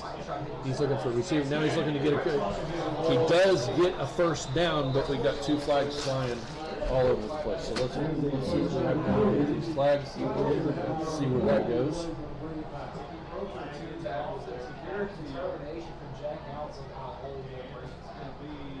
So Hounson makes a nice run, picks up the first down on the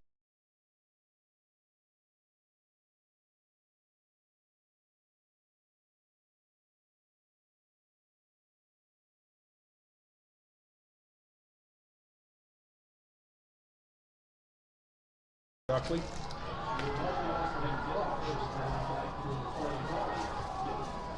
Comes back up to the huddle, and the officials still haven't spotted the ball. So they're still talking things over with Kickapoo, trying to figure out what they got going on. Now they're saying official timeout.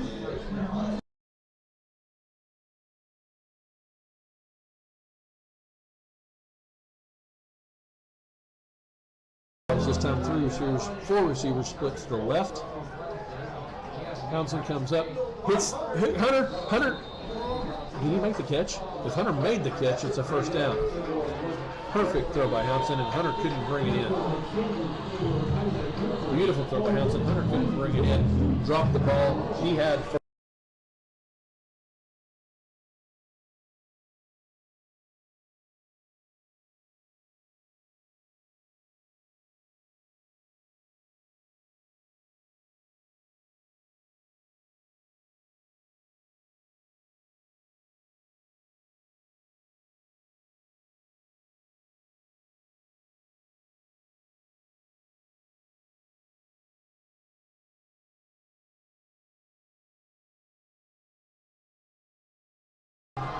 Left, one receiver split right. Elmquist comes up under center, one back in the backfield, fakes the handoff, now pushes it back to Cruz, who breaks a tackle in the backfield, breaks 2 more tackles, and brings the ball up to the 30, about the 29-yard line. So Mr. Cruz has turned out to be quite the receiver, and another great run by him, which could have been a 3-yard loss, turned into about a 6-yard gain, taking a 2nd and 4 for the Kickapoo Chiefs. Kickapoo comes up the line of scrimmage, this time 9:50 left to go in the game. 2 receivers to the right, 1 receiver to the left. Tight end split out over on the right-hand side, 1 back in the backfield. Now tight end moves to the left-hand side. Elmquist under center, looks things over. Takes the snap, Hands off up the middle. He's across the 30, across the 25, across 22, down to the 20. He just kept on fighting and fighting and fighting. Definitely a first down for the Kickapoo Chiefs.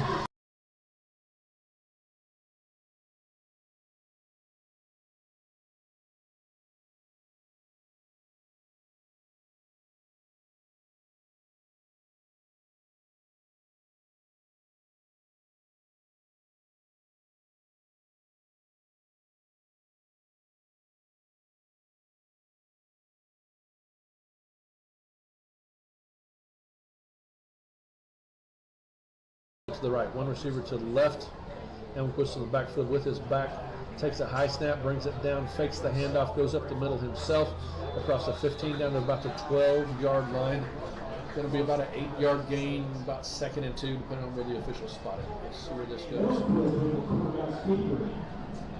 I don't know what's going on with Elmquist, but there's a bunch of Chiefs pulling him back.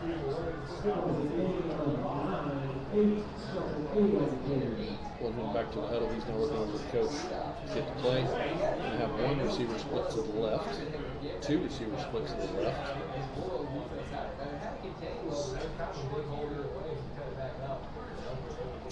Now one receiver split to the right. Elmquist in the backfield shotgun position, one back behind him, pistol formation.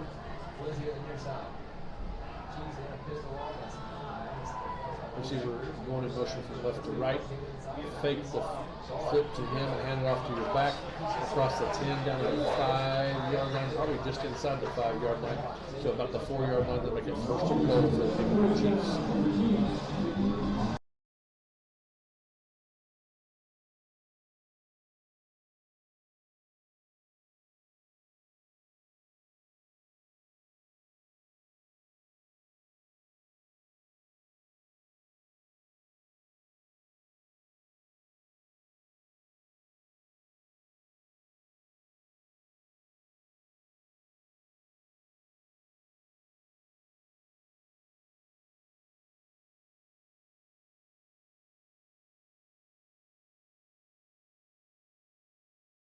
Right, two receivers split to the left.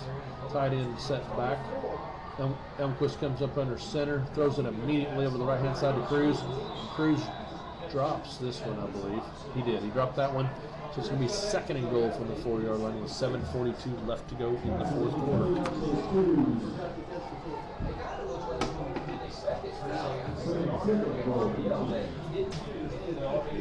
Kickapoo looks over the line of scrimmage once again. Gets the play from the coaching staff. Comes up the line of scrimmage. One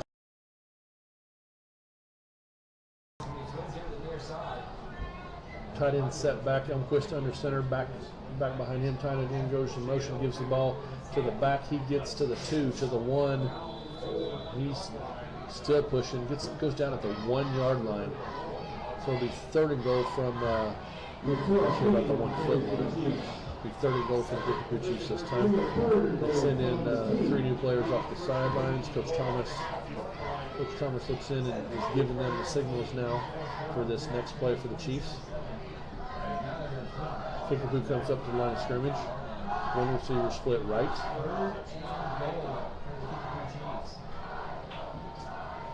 Down to 7:05 left to go in the 4th quarter. Elmquist comes up under center. 3 backs in the backfield. This looks like a quarterback sneak from here. Nope, hands it off to the back. Ball in the back. He gets across the goal line for a touchdown with 6:51 left to go here.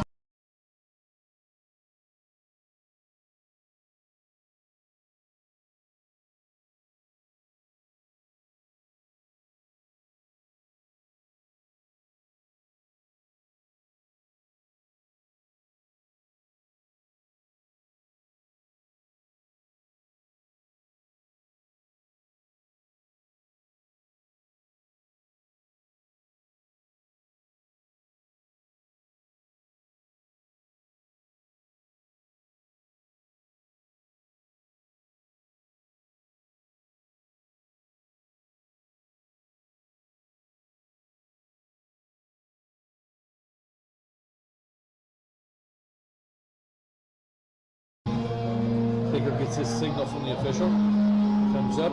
It's off of his foot. Low line drive kick.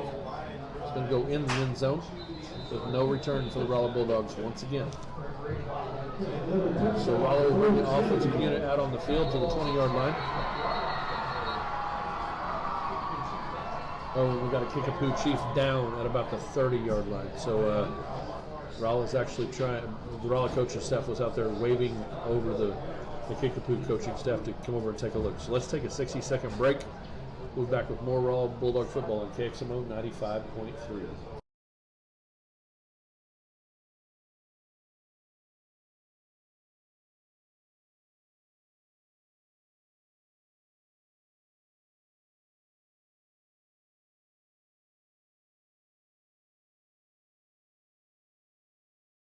A quick pass over to the right-hand side to Dwight Pritchett from Jack Townsend.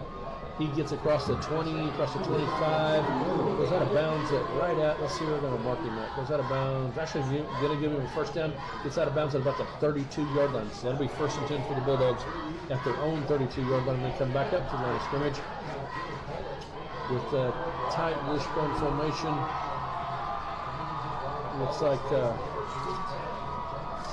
Looks like Hunter's going to be split out to the left-hand side.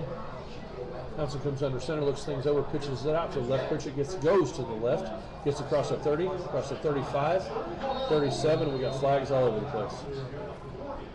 So he goes out of bounds at around the 40-yard line, but let's see what these flags are. Look like probably holding.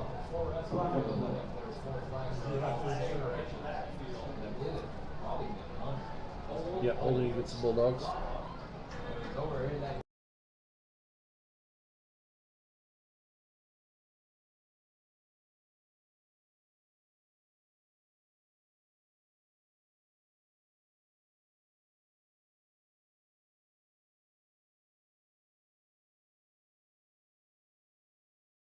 Yard line. We'll make it 2nd and almost 20 for the Dogs. 1st and almost 20, I'm sorry.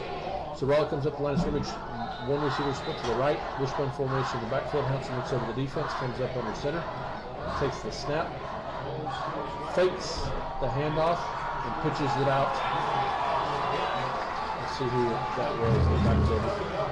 Pitches it out to Ethan Stevenson. Ethan didn't run like his normal self. He was looking for a hole and there was nothing there, and he got met by Kickapoo and taken straight down instead of that powerhouse running that he likes to do. It just wasn't there that time, and it hurt him as he came back up there.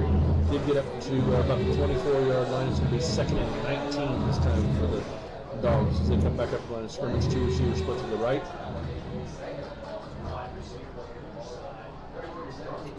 Townsend looks over the defense, comes up under center, takes the snap, hands the ball to the second back through, and this is Stevenson once again. He's across the 30, up to the 32-yard line, and that's more what I was talking about his typical running. That time he was running downhill and through people and just wasn't doing it like before that. So nice gain that time of about 10 yards. It's going to make it 3rd and 9 for the Dogs with 5:25 left to go in the game. Rolla comes up to the line of scrimmage. I think they're going to split 2 receivers out to the right. Townsend looks things over at the defense, comes up under center, has 2 backs behind him in the backfield. Takes a snap, gives the ball to Stevenson again on the right-hand side. He gets around the corner, across the 40, across the 45, across the 50, and another flag. So ball goes down about the 48-yard line. Very late flag. Let's see what this flag is for.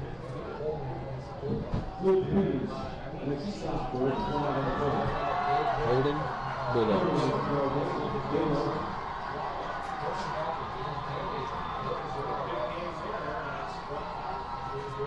So it looks like that penalty occurred at about the 43-yard line. So we're going to take it back to about the 33-yard line. And it's going to be 3rd down all over again. Basically, it turned into a loss of about a yard from where they were. So it's going to be 3rd and 10. They had a 3rd and 9, now it's going to be 3rd and 10. The difference is they had the first down picked up that time. So 4:57 left to go. 2 receivers to the left. Council looks over the defense, comes over center, and I think the Chiefs that time jumped. Yeah.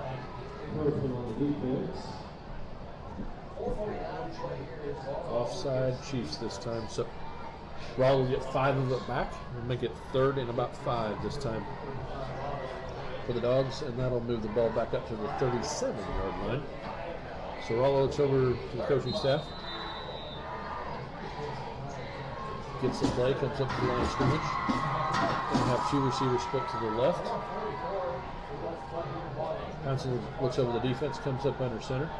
2 backs in the backfield. And looks like Kickapoo jumped once again. So let's see if that's enough to get them a first down. I'm not sure. I think they needed 5.5, and I think that'll give them 5. Let's see where they put it, what that does for them. They haven't moved the marker yet.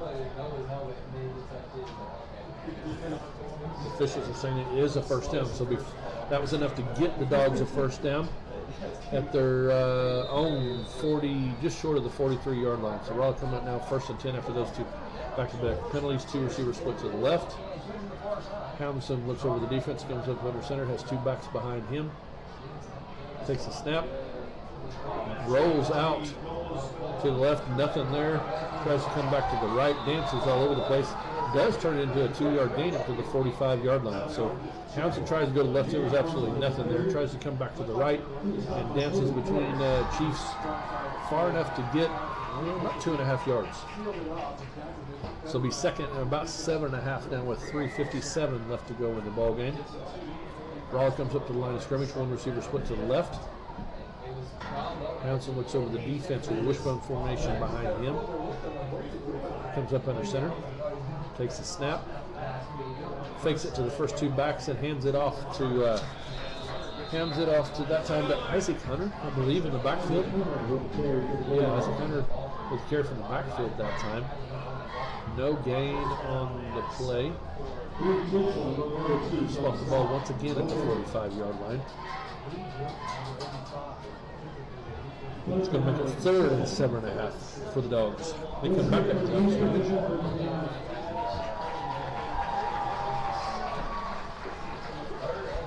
Hunter split out to the left this time. Johnson looks over the defense, comes up under center, wishbone formation behind him, takes a snap, gives the ball to the first back through Malachi Ray, and he is met immediately by 3 Kickapoo Chiefs.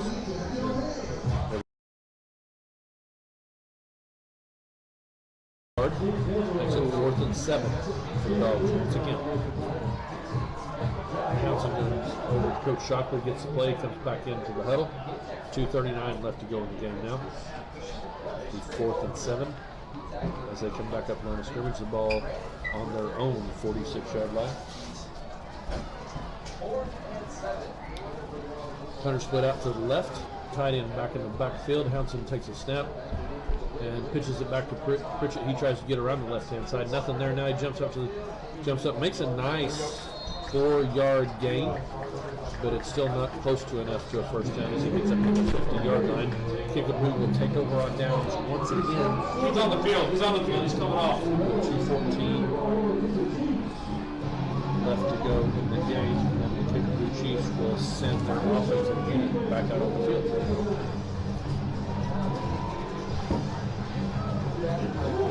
You got chances?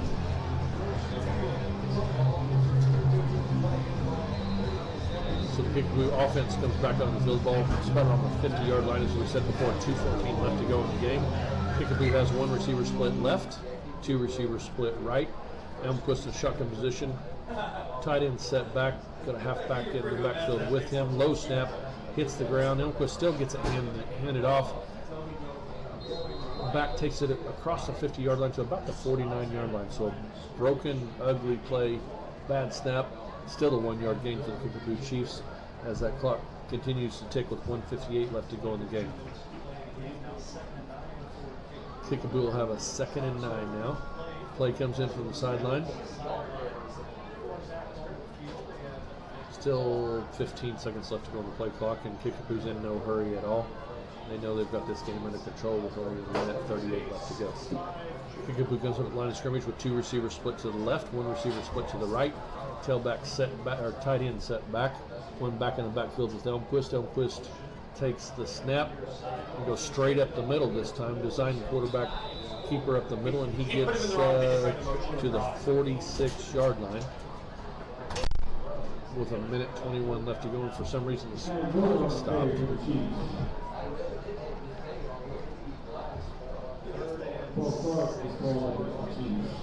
Okay, so there's a penalty on the Chiefs that time before the play got off, evidently. I didn't see the flag, I'm sorry. False start against Kickapoo with a minute 21 left to go in the game. Officials are looking over at the Rolla coaching staff to see if they want to take that penalty, and they do not.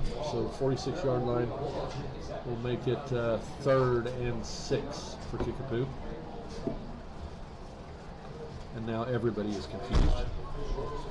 Official finally makes the signal and starts the play clock once, or starts the game clock once again, and it'll start ticking down as Kickapoo comes back up to the line of scrimmage with 2 receivers split to the left, 1 receiver split to the right, tight end set back.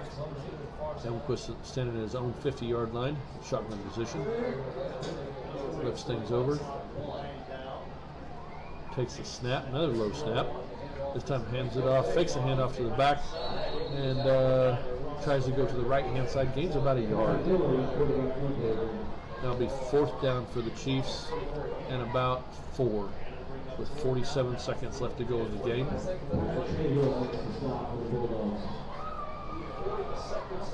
Kickapoo looks over at the sideline to get the play. They're going to leave their offensive unit out on the field once again with a 4th and 5.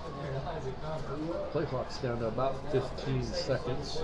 I don't know if they're going to try to get this play off. I think they're going to run it down and take a timeout. 1 second left to go in the play. I don't understand why Kickapoo would do this, why they would burn a timeout, why would they take it down with 15 seconds left to go in the game and a 33-7 lead, but that's what they're doing. So let's take a quick 30-second break. We'll be back with more Rolla Bulldog football at KXMO. Rolla Bulldog 44-yard line, snaps back, punt is up, and it's straight up in the air, coming back down, and almost hits a Chief. Chiefs recover the ball at the 31-yard line. So Rolla will take over with 9.3 seconds left to go at their own 31-yard line. And I've got a feeling all they're going to do is run a play and get out of Springfield. So they send the offensive unit back on the field. Again, 9.3 seconds left to go in the ball game. Kickapoo's got their defense out there. Now I'm counting, there's only 9 kids out there. Here comes the 10th one for Kickapoo now. And here comes the 11th one for Kickapoo. And Rolla comes up to the line of scrimmage. Got Hunter split out to the right. Another lineman coming in now. Townsend brings him up to the line of scrimmage. Still plenty of time left on the play clock. Wishbone formation in the backfield. Townsend takes a snap. Hands it off up the middle one more time. That'll be the last play of the game, and that's kind of how the games went. As Ethan Stevenson takes that carry for 2 yards. That'll be the last play of the game as the clock goes off. As the gun goes off. And the Kickapoo Chiefs defeat the Rolla Bulldogs soundly 33-7 tonight in Springfield, Missouri.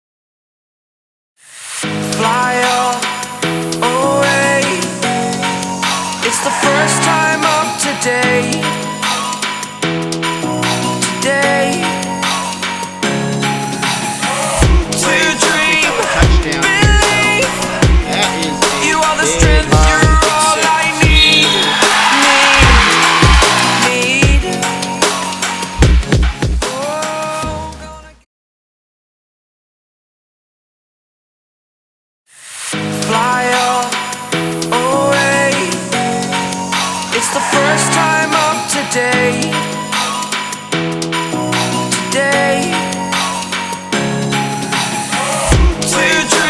Touchdown.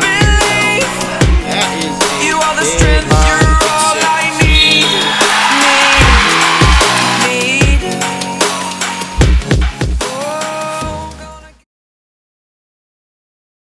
I am just out of basketball mode from the state championships several weeks ago, so I will begin to adjust my terminology here.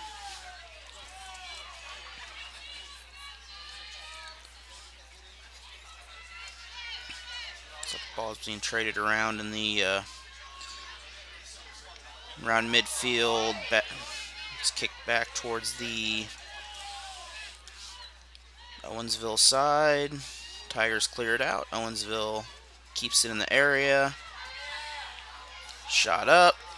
And I believe in football that'd be a field goal, but here that will not count. It was a very good effort, though.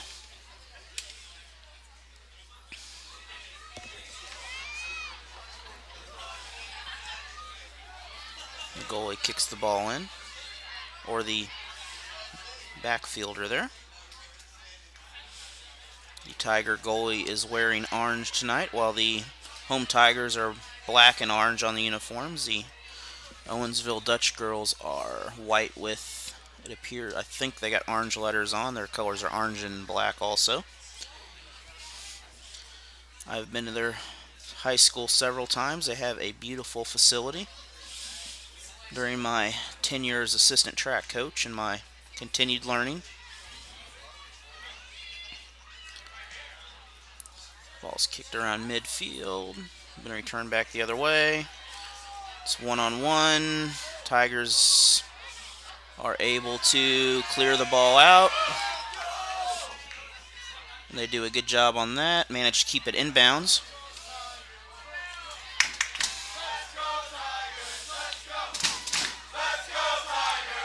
The ball will go out of bounds. Be a throw-in for Waynesville.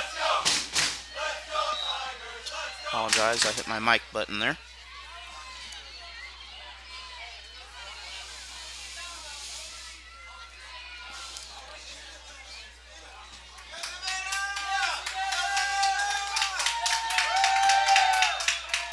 Throwing the ball in is number 5, Savannah Crockett. She's one of these seniors tonight.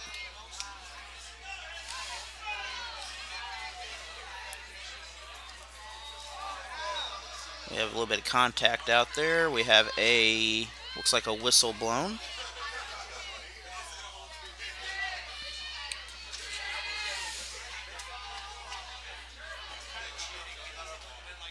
They play. Yeah.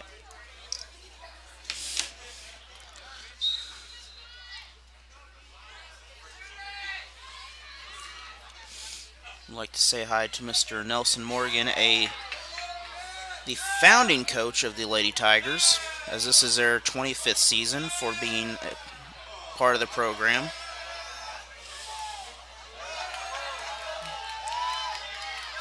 It's like Owensville clears it out and it goes to the visitor sideline there, or the visitor stands.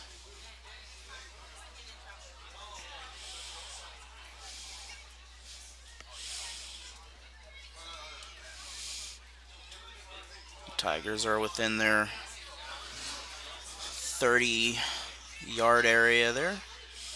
Back underneath. Clear it out again once again on their own sideline. Owensville Lady, or Owensville, I want to call them Lady Dutchmen, but they're the Dutch girls according to the website. Ball's thrown in by Waynesville. It's like 30 gets a good kick in there, but Owensville's able to get it back towards midfield. Good one-on-one play by both players there. We get down to the goalie as she is able to save it. Apologize, my camera had a little stutter there.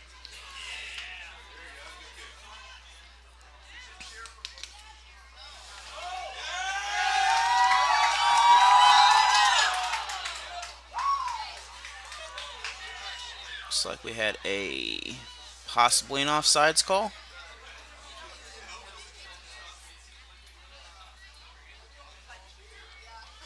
I am pretty sure that was, yes, that was considered an offsides call for the Lady Tigers. Just a little bit too far up in front. That'll give Owensville the ball.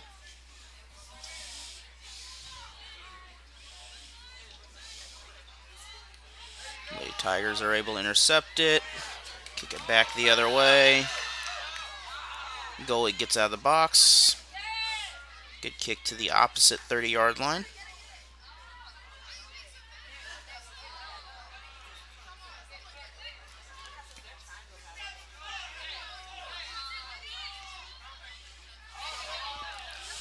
Tigers, looks like they gain control of the ball. 2 to beat. Ball kicked down the field, but it is still in play. And just barely out of bounds on the 10-yard line on the Owensville side of the field.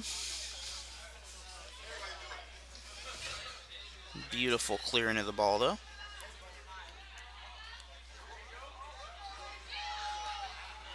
Tigers nearly have control of the ball.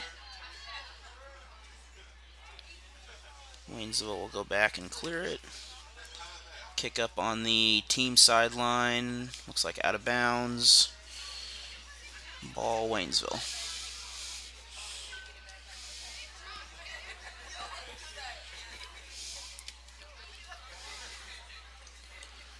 We have the ball on the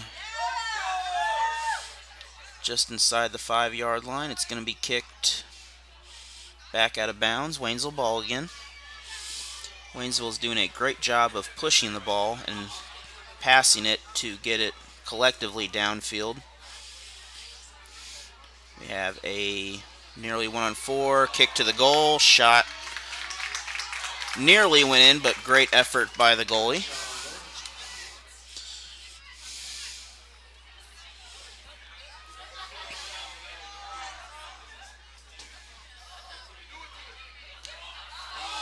We have no call.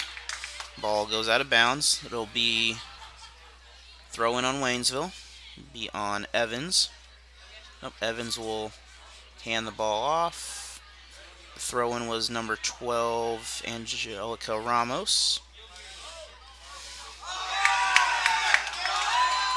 Get a one-on-one play. Ball cleared out by Owensville.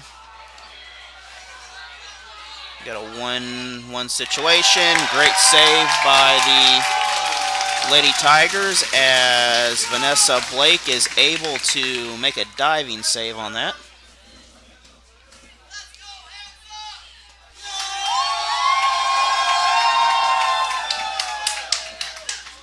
We have a corner kick over here for Owensville. Tigers are able to get in the way and clear the ball out. It'll go out of bounds and get the ball out of in the safe area.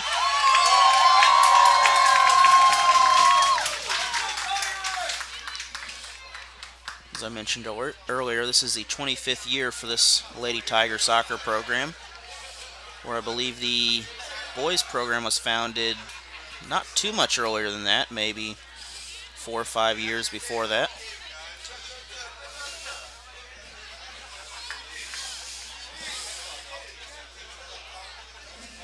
To think about the years that some of these programs have been here, that some are fairly young. For example, softball was, I believe, 2007 or 8 or 9 when softball was brought back to Waynesville, where compared to football, which has been here since 1959. And since then, the facilities have changed a lot. Off in the distance, that white building with the dark roof is the former West Elementary School. That was one of the first earlier schools in the district, and it's still the admin building. Looks like Owensville throws the ball in. Goalie keeps it. Waits for everyone to clear out. kick to midfield. 30 minutes to go in this half.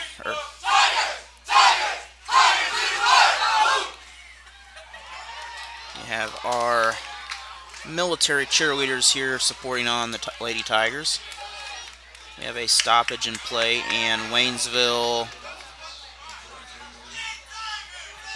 I believe Waynesville will get the ball.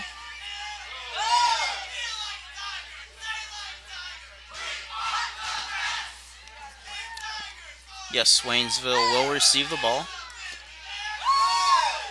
Ball is going to be kicked behind the goal. We have a very organized crew here. We have a ball boy, I guess is the term for it, on each end of this field. So it is a very efficient setup.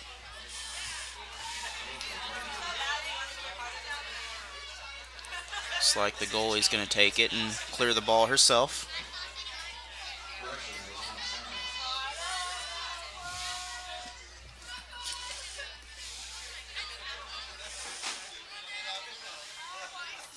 I would also like to thank the Waynesville School District and Athletic Department for allowing this to happen, as next year we plan to have many more live broadcasts from the Tigers. We would love to be a companion to Tiger TV, which is the student-run TV station that's been here for almost 30 years now. As the schedules come out, we will have a schedule for everyone to catch their favorite teams. Looks like we have some contact on the field. The ball should return to the Tigers after that.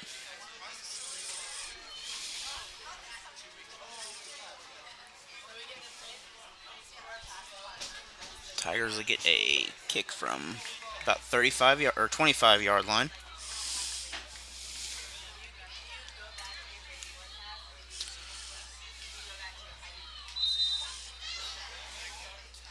Kick over. Good save by the goalie there to get up in the middle of that, because there's been 4 Tigers able to get to that ball.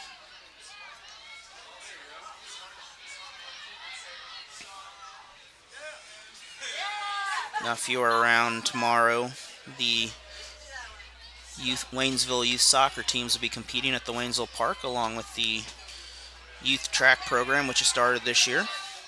That will begin at 9 a.m., while soccer, I believe, will begin at 8.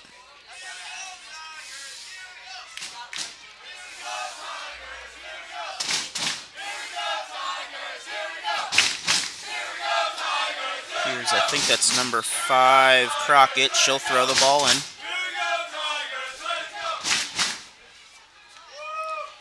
We have slide. Tigers clear the ball. The goalie will drop back. Tigers get the shot, and shot's just wide. Great movement by the Tigers on that.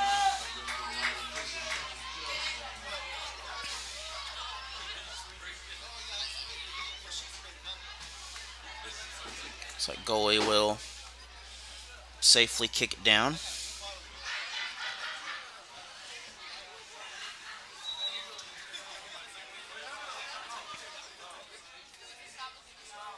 We have, looks like, an injury on the field.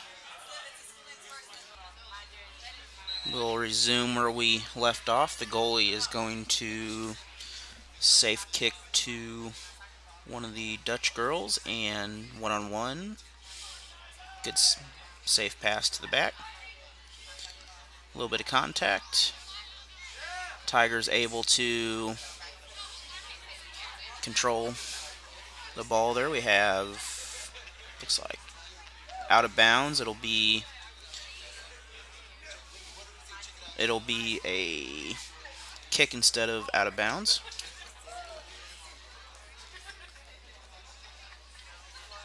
Kicked in, then back out of bounds. We're back, thrown in the ball.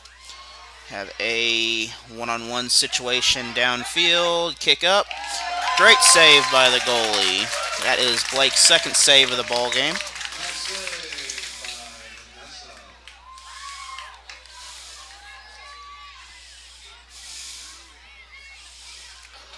Something this Lady Tigers team has done is they have been able to really utilize the goalie position to save a lot of scores. We have a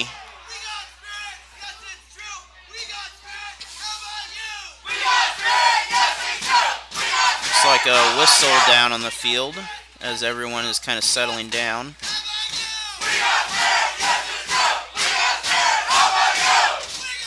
Tigers are going to get a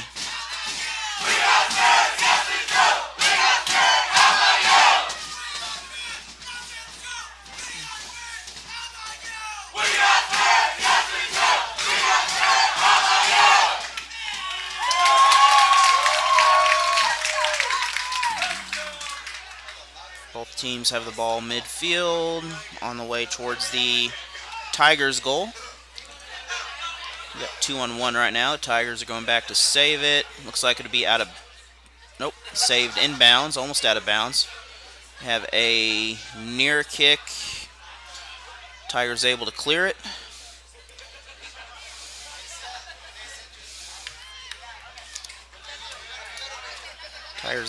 Defense is able to hold off. We have a one-on-one. One-on-one situation.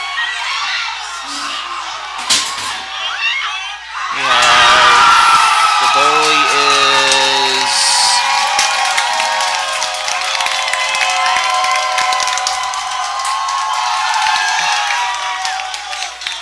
I believe that will count.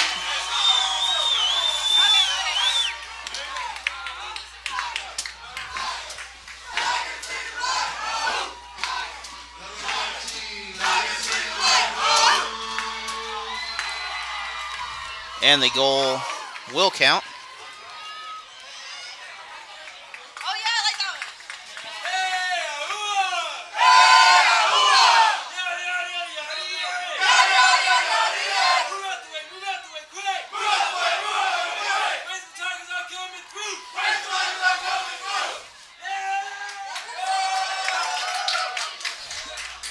The Lady Tigers will get possession of it. A little bit of contact, no call.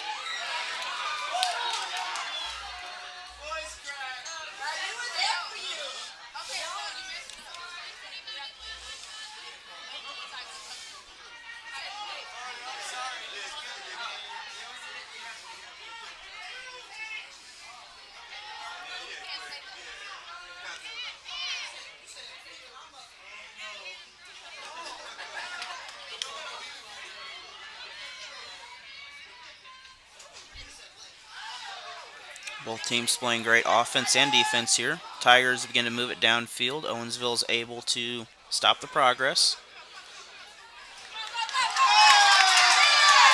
Kick again. Tigers sprint down. Once again, one-on-one. She has help in the middle. Closing in on her. And Tigers get the shot. Can't get the angle on it. Tigers are unable to get the ball in the net that time. Out of bounds, ball go to Waynesville. Tigers hold a 1-0 lead with 22 minutes to go in the half.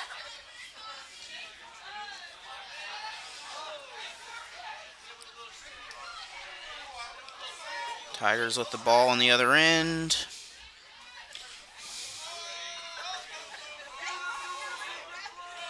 The sun is beginning to go down here, which will make things a little better.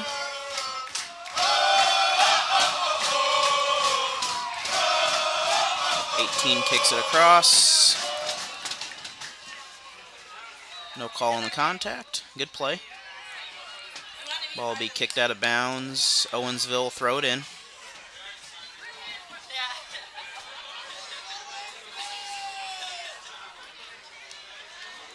Throw in by Owensville. Knocked back out. Once again, repeat throw in. That is number 5 for the Lady Dutch girls. It is Carly McCurry.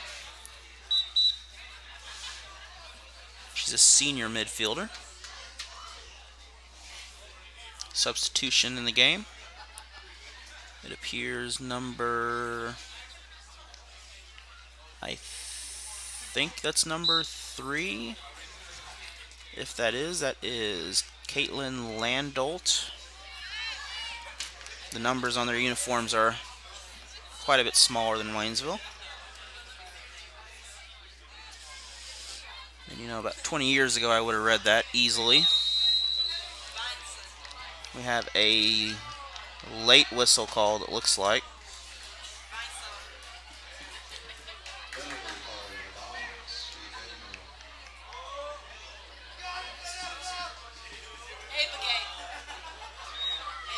This will be 1-on-1.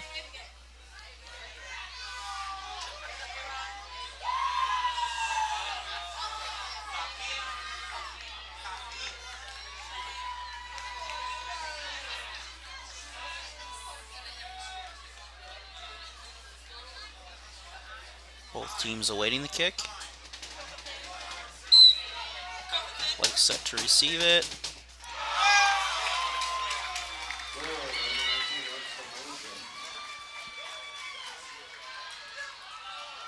And I think Anna Findley is the one that scored that.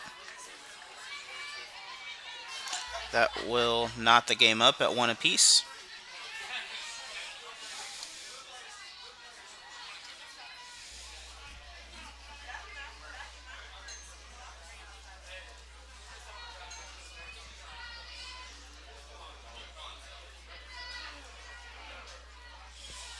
The Owensville Dutch girls are coached by Jordan Palmer. They're assisted by Amanda Parley. While the Lady Tigers are coached by John Box, Jessica Grovesner, and Josh Mize.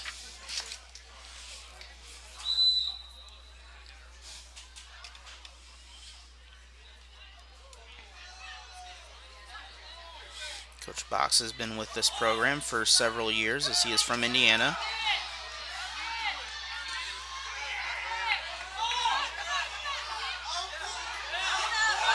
Jessica Grosvenor is a Waynesville Tiger graduate, and she has returned to help the program, as many coaches have, including me.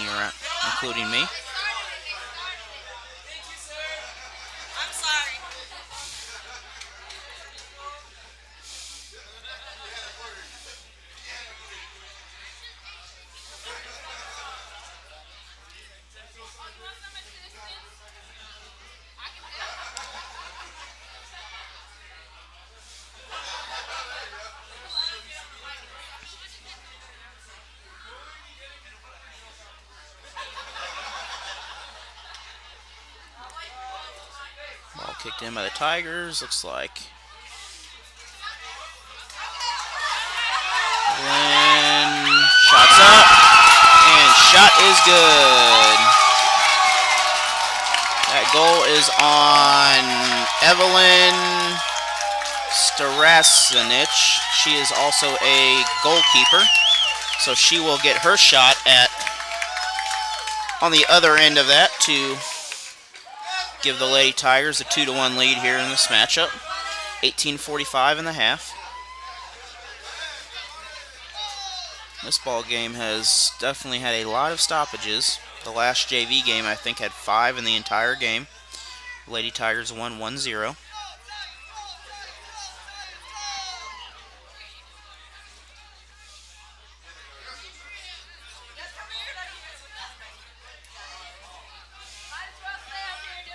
Dutch girls get the ball. Tigers take control once again. The keeper will get the ball. Beautiful kick to the other end of the court, or other end of the field. Told you I'm in basketball mood.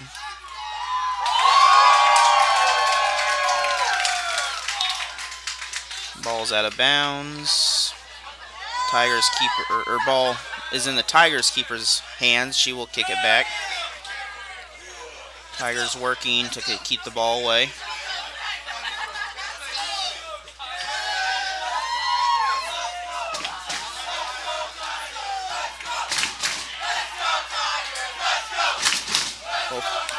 Tigers have a good shot on goal. Saved by the goalie.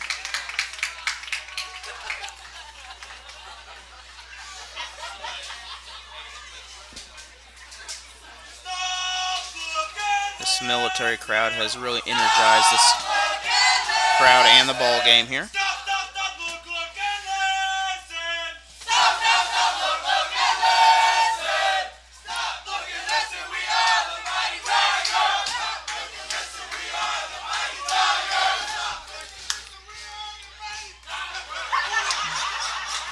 Tigers still have somewhat control there. Looks like Owensville will finally come away with the ball on their side.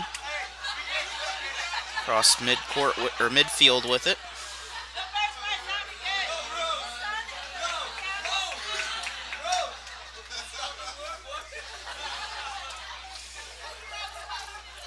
I do apologize if my camera colors start getting a little crazy. They are adjusting to the changing light here. Throw in by Waynesville. Owensville will get it. Waynesville will wind up controlling it.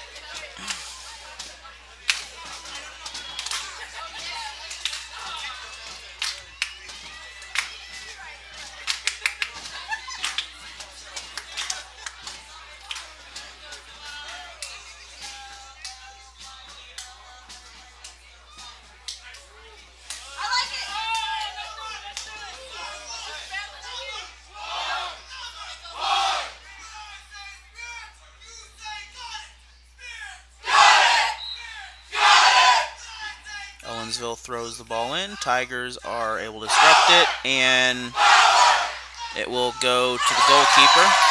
She'll kick it out.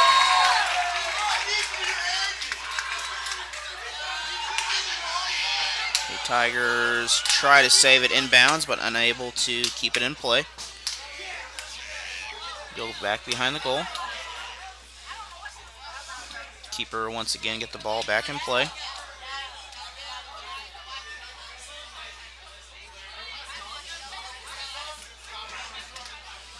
We appear to have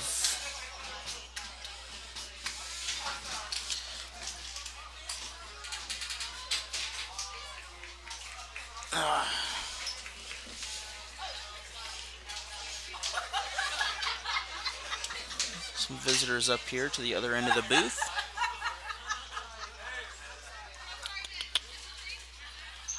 Ball's thrown in from the side.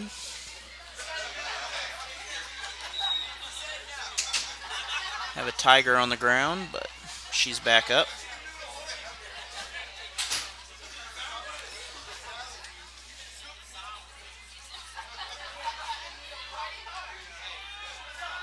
Tiger's able to steal it. Hard angle for the shot. Shot up, nearly hit it.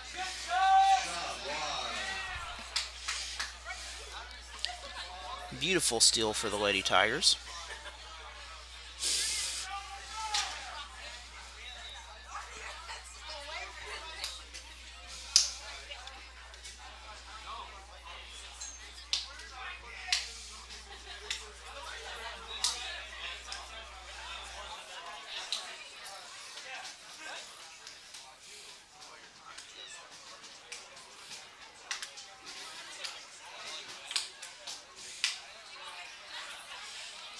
We have Mr. Michael Tucker watching here. He's a former Waynesville Tiger coach. I believe he's living somewhere on some beach in the Caribbean, I heard, with his retirement.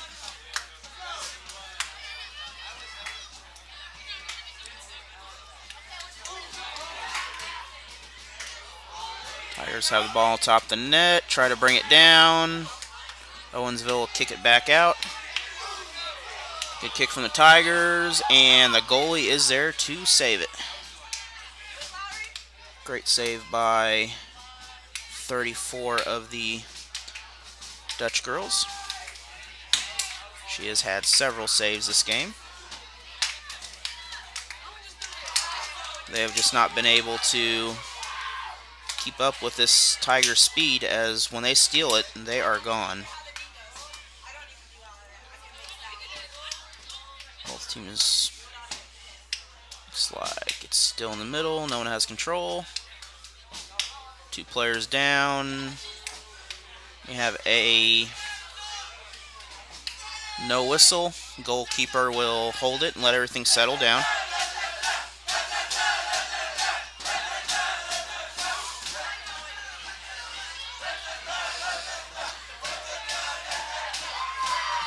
Owensville, or Tigers will steal the ball from Owensville inside. Ball's going to just bounce out of bounds and foul territory. Looks like Alexis Altmaier, senior goalkeeper, is on the other end of that for the Tigers when they aim.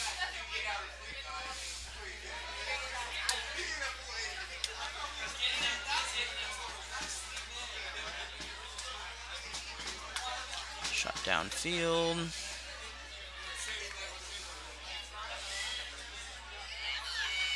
Good spin for the Lady Tigers off the head.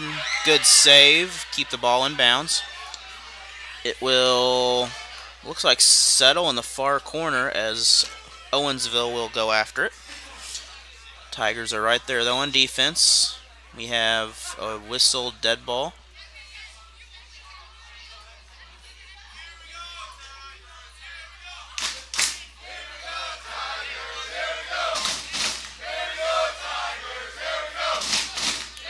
Appears to be a foul on the Tigers. The Dutch girls will have a very strong kick right there. Not that far. Right into the Tiger defender. A little bit of contact, no call. And we have 2 people down with... We have a Dutch girl that's slow to get back up.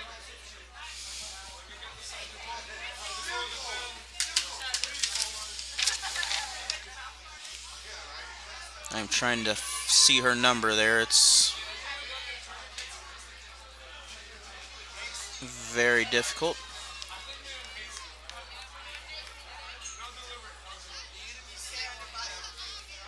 As I mentioned, they have very tiny numbers on the front of those jerseys, so they are hard to see.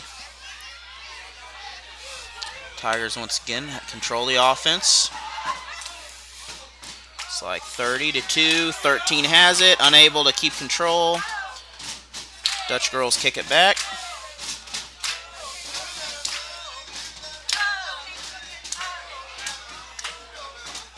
Owensville gets it onto their offensive side.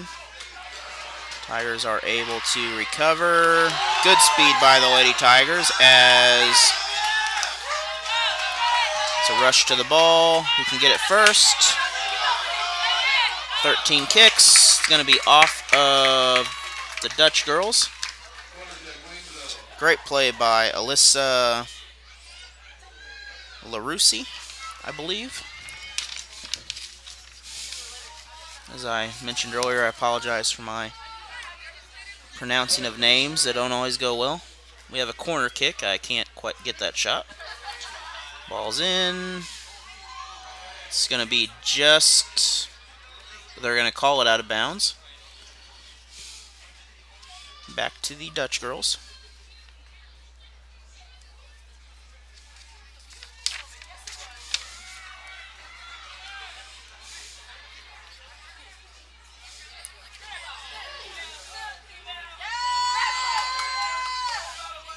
The Tigers are coming. Kick and score. That'll give the Lady Tigers a 2-score lead in this matchup. That is number 18, I believe. I think that is Mary Henry.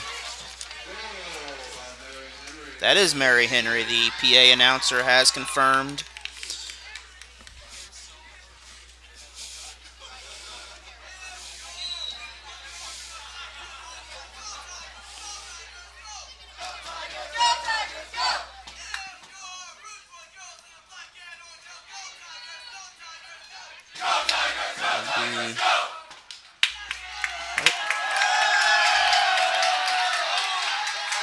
Tigers have another strike at it. Number 2 hits it and able to be saved by the goalie.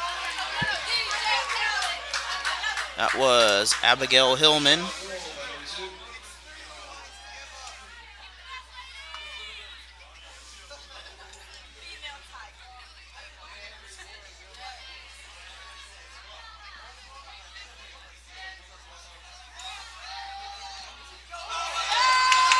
Another wide open shot by Waynesville. Shot kicked in, and it's good.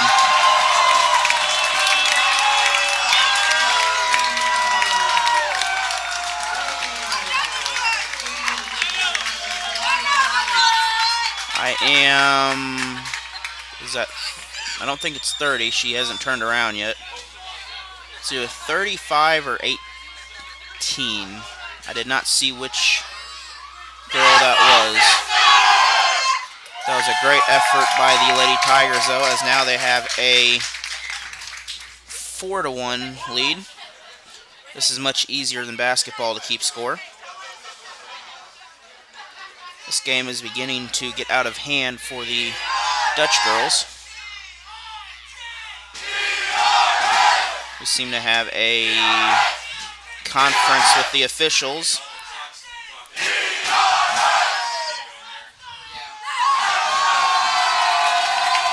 And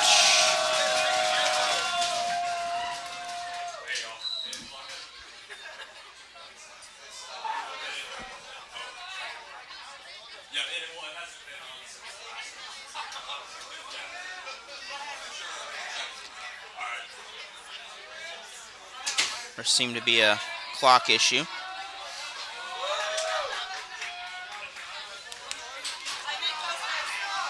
Lady Tigers offsides.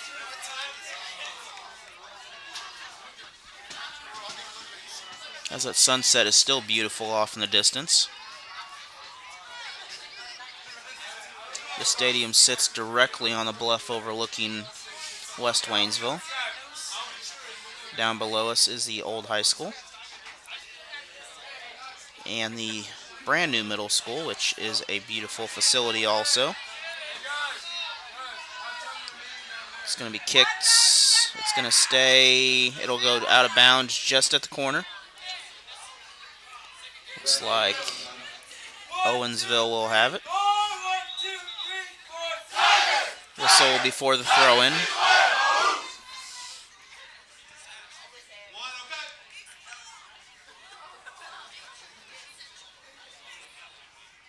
We have a one.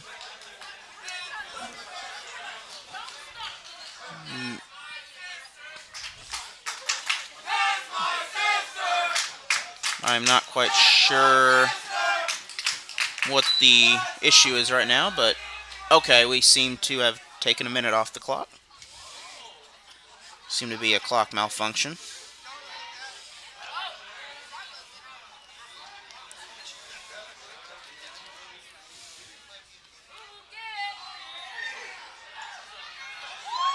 The Tigers once again, another score. We now have a 5-1 score here with under 6 to go, 5:40 in this half.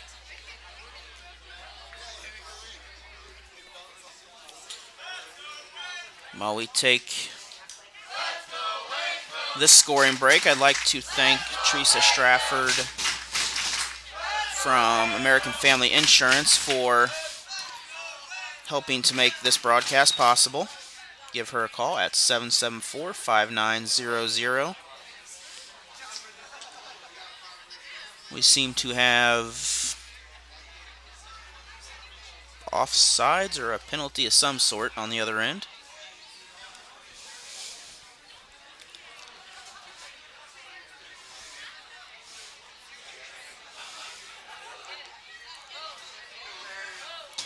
Lady Tigers speed once again, controls the ball, one-on-one. Just off the rail. Lady Tigers recover it. Kick over, just over the post that time. We still have the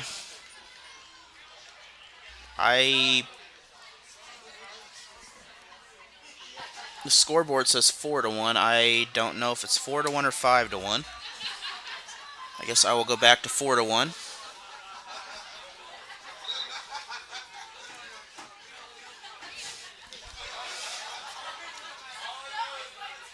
If you're keeping track at home, let me know, as I'm not writing this down, so sometimes math doesn't always go very well.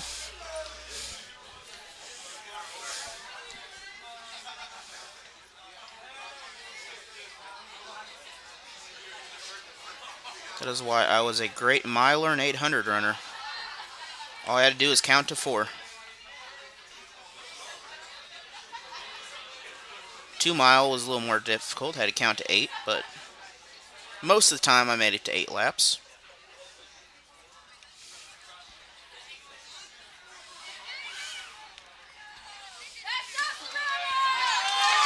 Tiger Speed steals it again. Back to the other side, waiting to touch it. Perfect play, perfect play. And the goalie's going to save that one.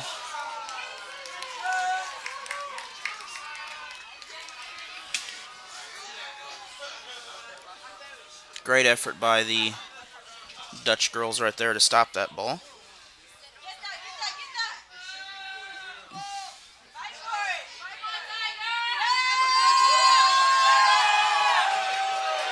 Once again, Waynesville gets a one-on-one situation. That'll be number 30. She gets it, hits, and scores. Now the Tigers will have five goals in this game. That's Jessica Dyer. So now it should be 5-1. The scoreboard hasn't changed yet, which I don't actually know what the score is.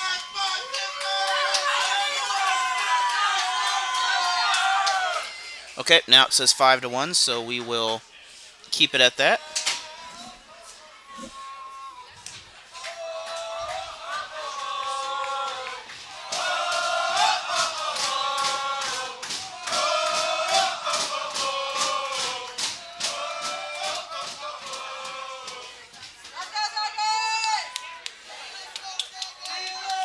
And the amazing thing is many of these goals the Tigers have scored are really unassisted, as they are steals from, midfield and just one-on-one on the way down. Dangerous ball for Owensville. Tigers shoot, and good save by the goalkeeper. We have under 3 minutes to go, 2:25.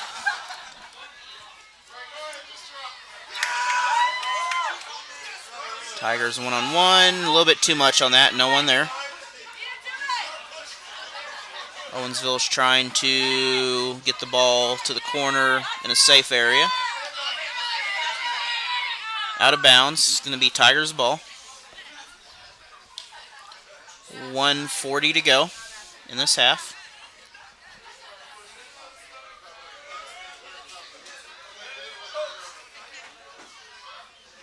Ball's thrown in.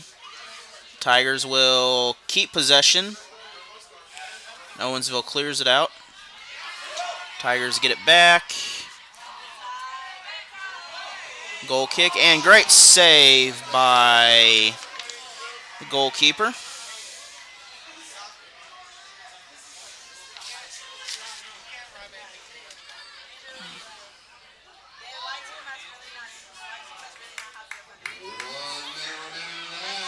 With 1 minute now in the half. Ball's thrown in on kick. And Owensville will score. Cut the Tiger lead to 3. 46 seconds left. The goalkeeper just happened to, get drawn out of position and was unable to catch up right there.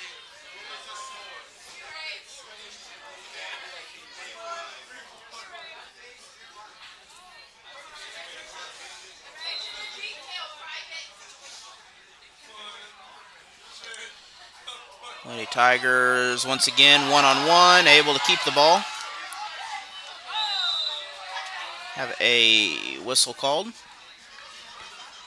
Be offsides. Just a little bit too much past the line. Can't touch the ball at that point.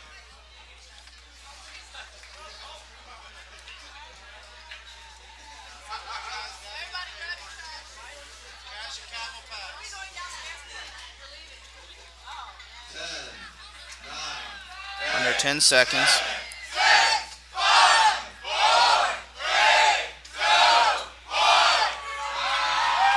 And that will end this first half of play. The Lady Tigers have a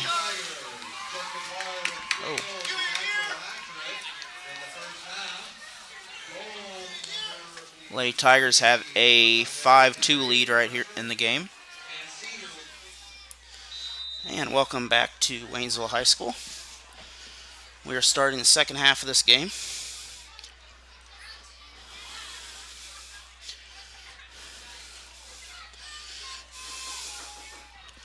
Tigers will get the quick save.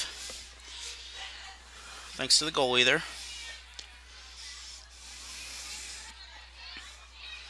Tigers once again working the ball.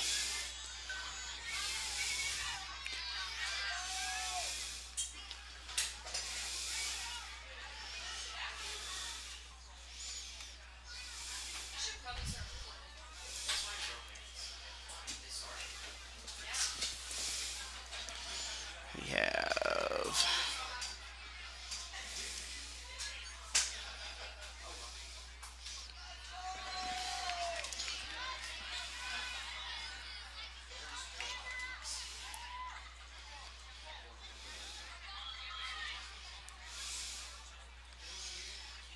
looks like both teams are playing very conservative right now.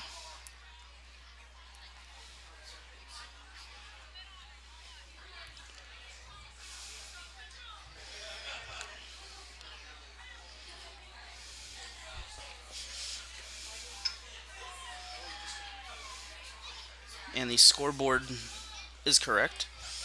So just had some confusion on it, which happens. Remember, I used to be a distance runner, so I just had to learn how to count to 4. Even now I do 5Ks, which are 3 miles, so I just have to count to 3. Makes things very easy sometimes. But sometimes at counting to 3, the in-betweens of your pacing makes so much of a difference. We have some very bright stadium lights here in this football stadium.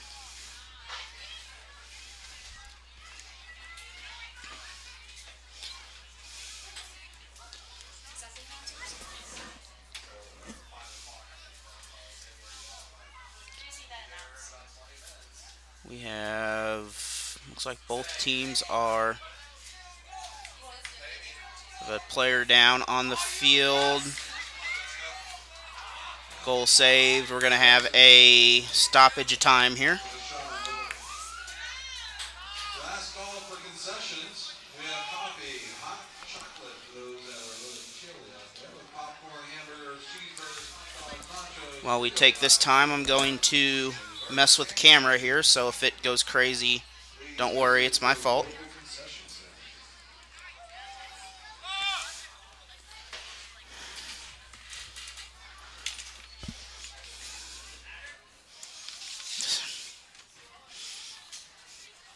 And looks like that maybe helped the camera a little bit. The logo is a little better.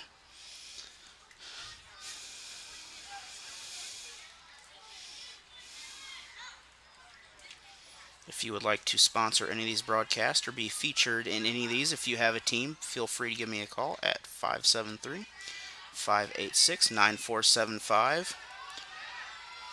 Looks like the Lady Tigers had a good run downfield, but the goal was able to keep up.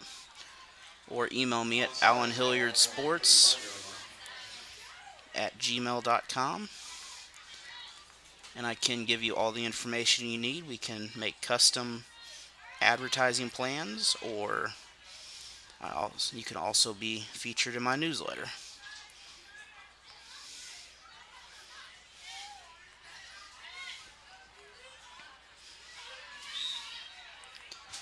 We have another whistle.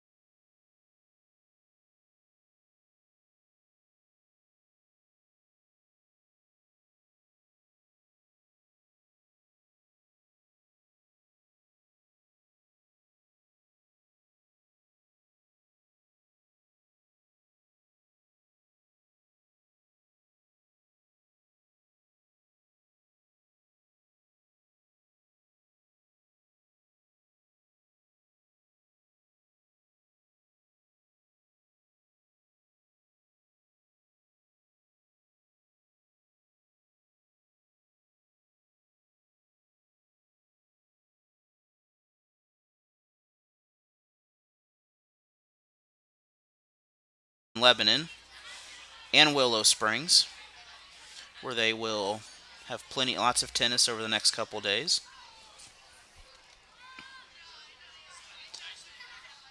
Baseball will travel to Conway tomorrow. Soccer will face soccer's face. Oh, this is all today. I'm sorry. So they had a tournament all day today, and we are back in action.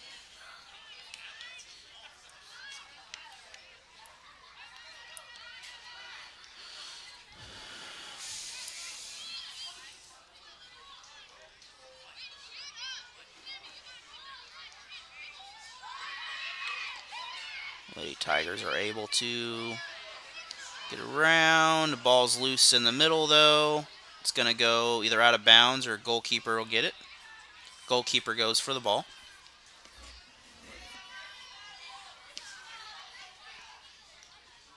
Looks like 33 is in the game for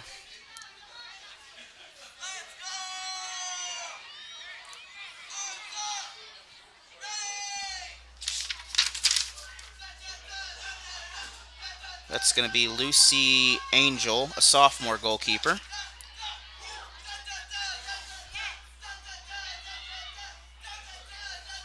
It says tomorrow's high is 71. That is great news.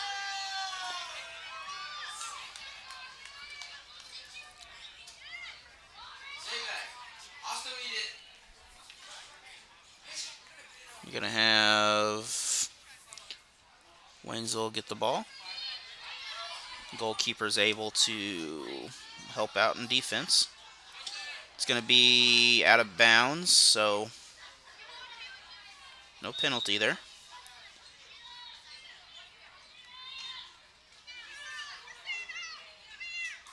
We have a substitution. Looks like the original goalkeeper is coming back in.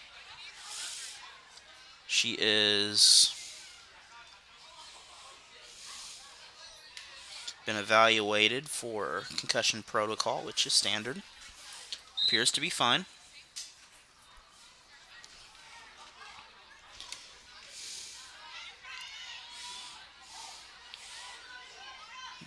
The Waynesville High School has Cheryl Crawley as a trainer.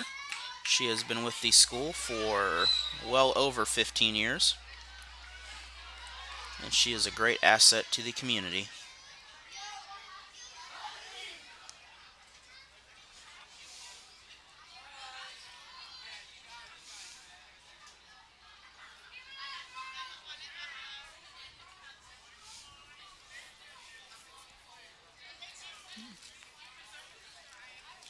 Owensville Tigers once again intercept the kick from Owensville.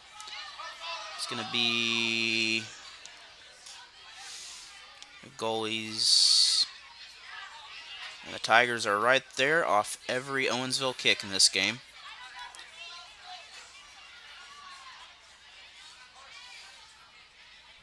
We still have a 5-2 matchup here with 32 minutes to go.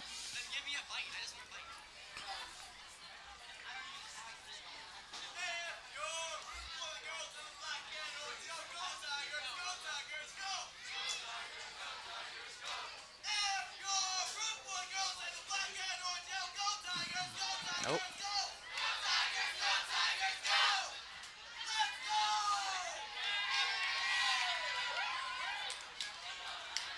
The Tigers bring it down.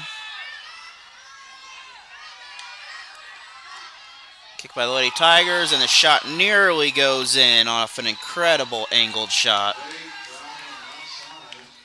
Shot just goes above.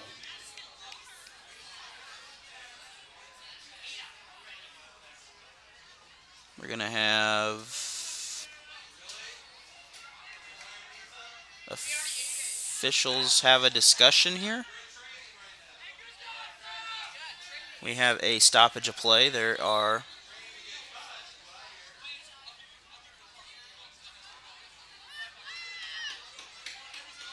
going to call a corner kick, I believe. I'm trying to figure out.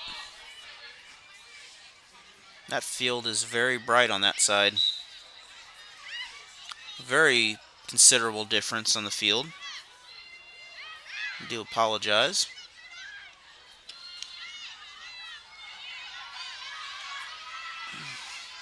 Tigers still have possession.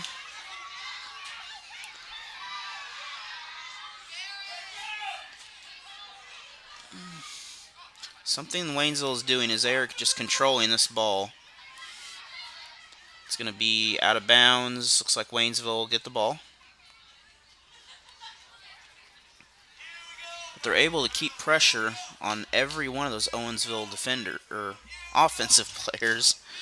They're able to keep pressure on the defenders too, but they're able to just keep this speed going where once they get it, they're going with it. They're making them sprint to get to the ball.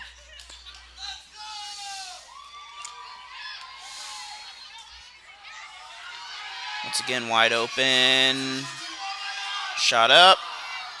Good save by the the Dutch girls. Nice run in the box by Sigler. Shot on goal.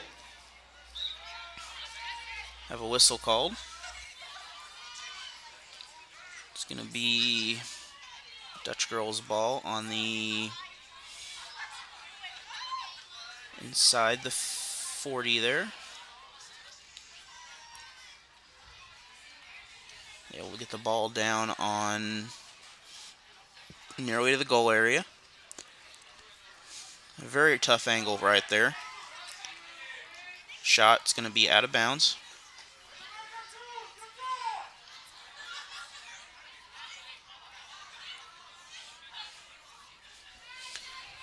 These ball boys are spot on out here with getting the ball right back to them.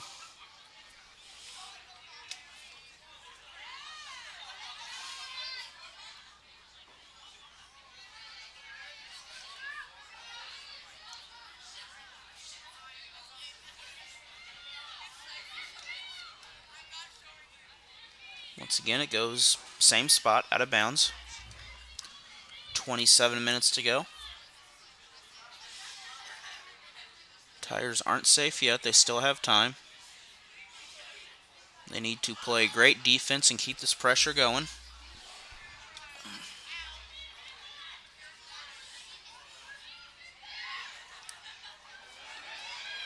Shot up. And great block on it, but it just went the wrong direction for her. That will give Owensville a third goal of the game.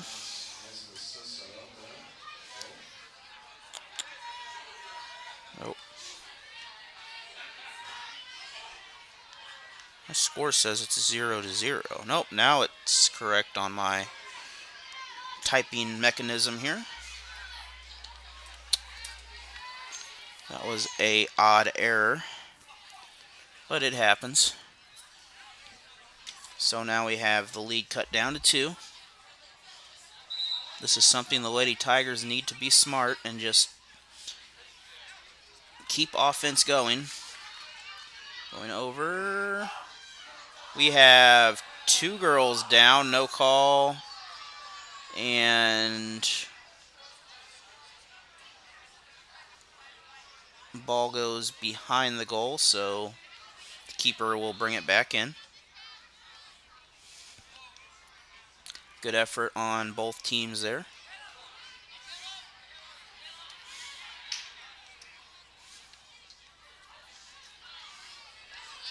I have tried to play soccer a few times before. This is a great cross-training exercise for track and cross country. However, it's also a very physical exercise.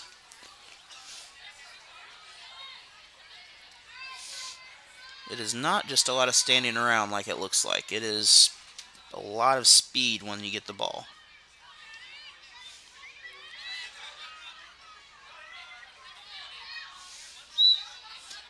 We have a very light contact, but a whistle called.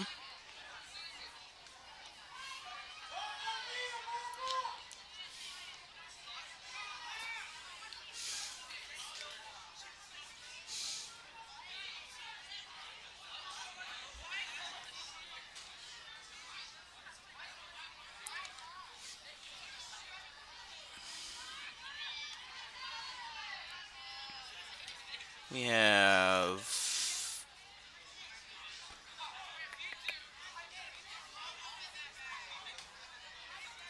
contact out of bounds over there. The Lady Tigers slow to get back up.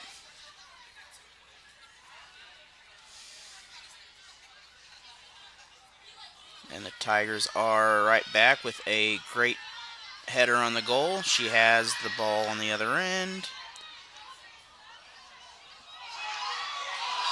Nearly with the assist in the goal. Great opportunity, shot wide. Great effort, though, by the Lady Tigers on that.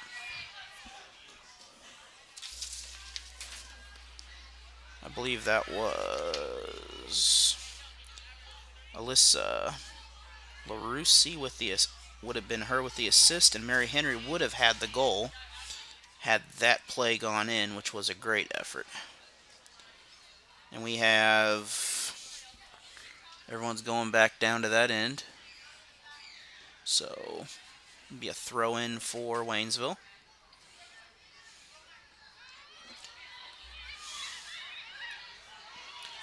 We have whistle called.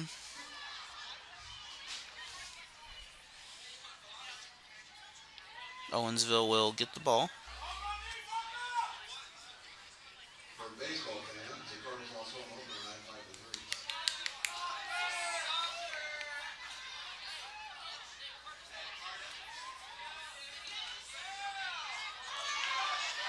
9-5-3. Great kick. Waynesville once again a one-on-one situation. She got 4 girls, but hard angle to get out of bounds.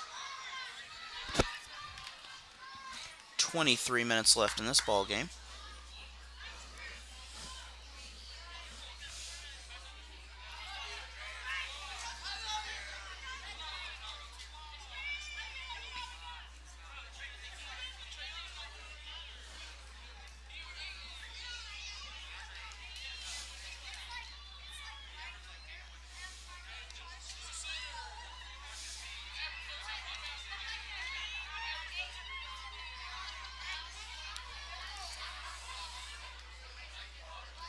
like a Lady Tiger is down, slow to get up. She appears to be walking fine.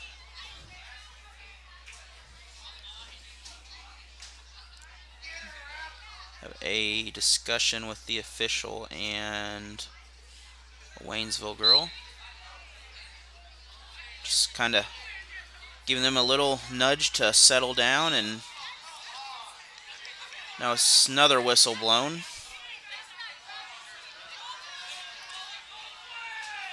This is starting to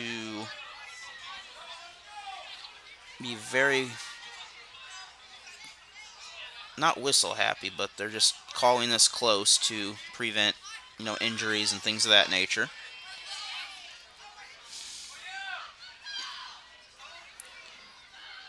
Tigers are, great job by the goalie to clear it. Be cleared out of bounds, Waynesville ball.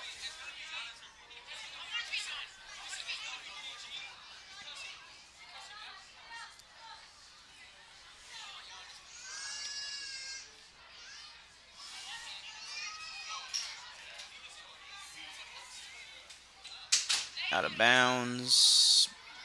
Back to Owensville.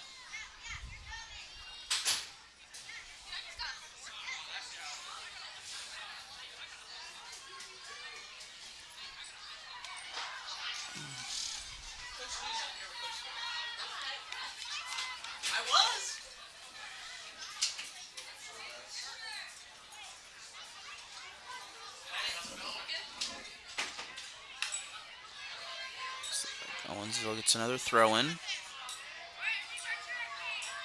Lady Tigers are there to clear it to their side of the field.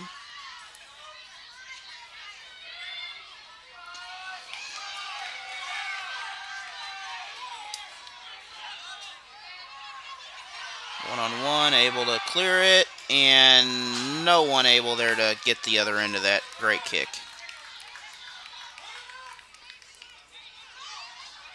That was a great play by the Waynesville Lady Tigers.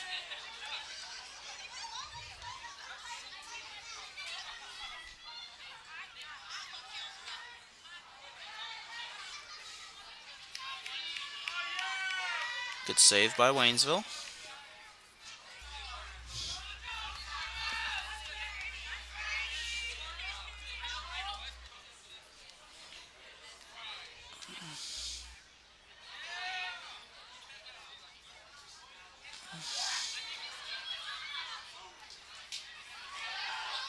Great reverse kick on that. Number 18 tries to clear it out to one of her girls, but Owensville is there. Little contact.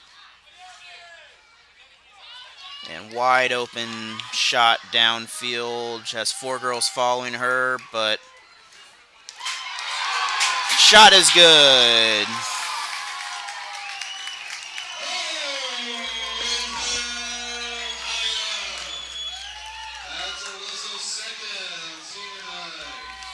That would be the second goal for Alyssa LaRussa. That'll give the Tigers a 6-3 lead in this game.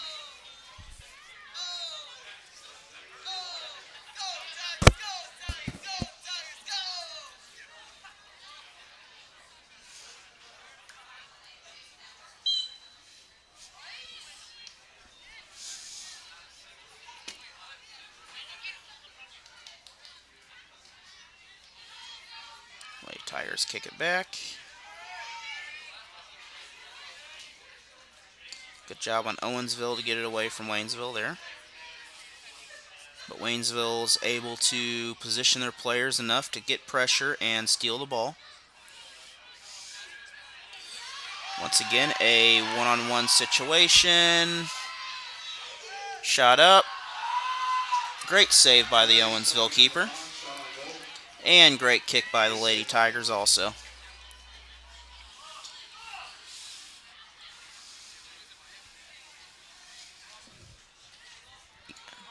.30 to go in this ball game.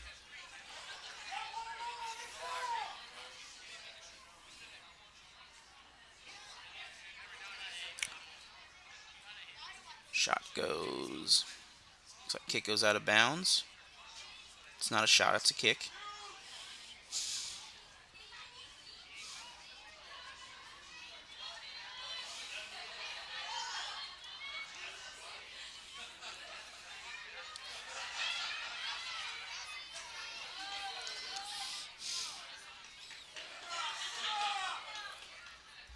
Out of bounds behind the net.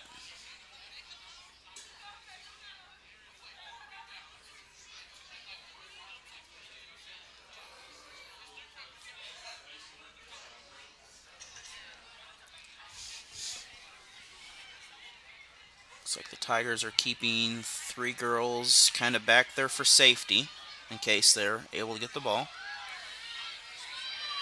Great kick down, but no one's going to be there.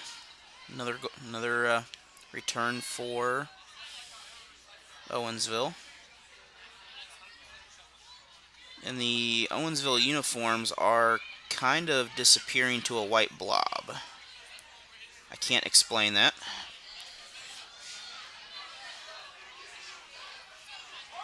I would assume they are definitely very bright from up here. Great job by the Lady Tigers to intercept that and take control. Something they're doing is they're able to, that front line, they're able to get their defenders in there and to steal the ball. And this is at least the 8th or 9th time down where they have been able to bring it to their side and try to. Has the shot. Great job by the goalie. This is at least their 8th or 9th or 10th or so shot on goal that they've had against them, where it's just chewing away this clock. It's kind of like if you are, say, running a football and have the lead. Has a shot. Great job by the goalie. We have a Dutch girl down. Ball's going to go out of bounds. We'll have a stoppage of play.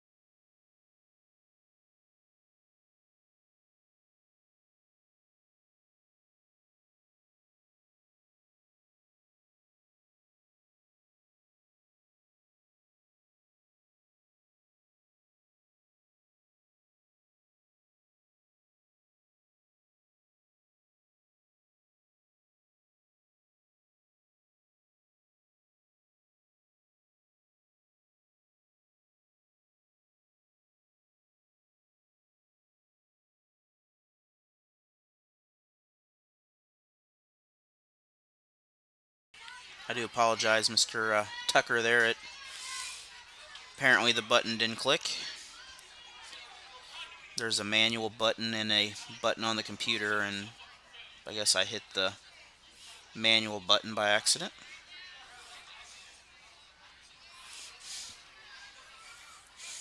I do agree with definitely what you have mentioned on there. That's a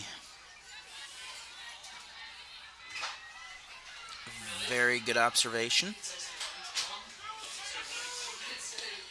It's like Waynesville's going to save it. Under 14 to go in this. So now the Tigers want to not be super aggressive, but they don't want to just slack off and let them score. They want to play good defense. If you can score, you'll take it, but you're not going to put yourself in a situation where it leaves them with an advantage on the other end. Lady Tigers have a shot. Owensville's there.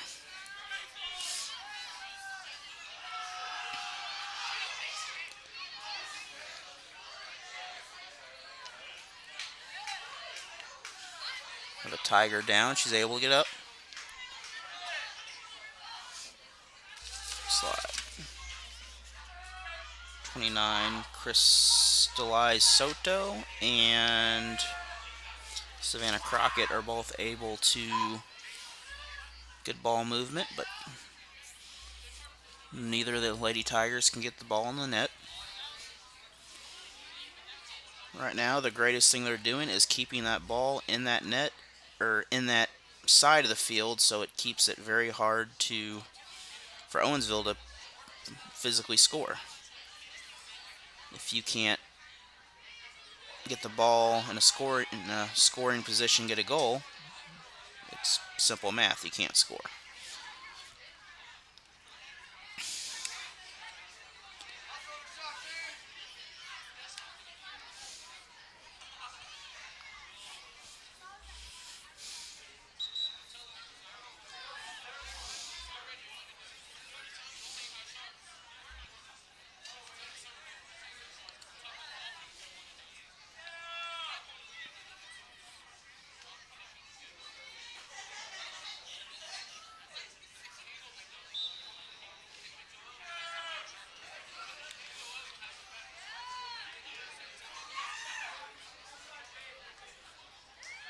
We have great offensive pressure again by the Lady Tigers, as they're just sticking with that plan to keep the ball on that side of the field.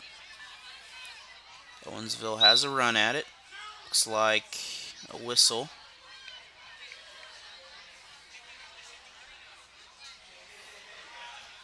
It's going to give them a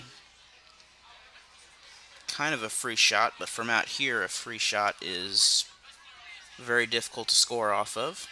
Of course, that could have very well been a score if the goalie's not ready. So you have to always be on your toes.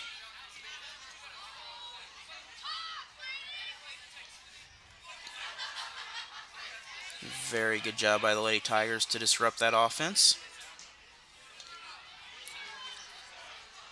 Lady Tigers helping out. The goalie is able to save it, and a great effort by Blake down there.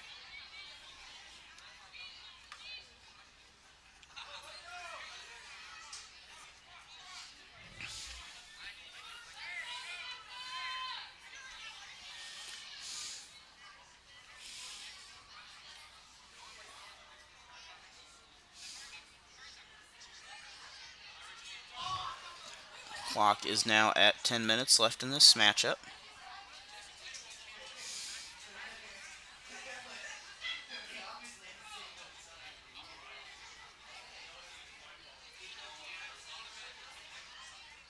Owensville spreading the ball. It's going to be off target, out in the back of behind the net.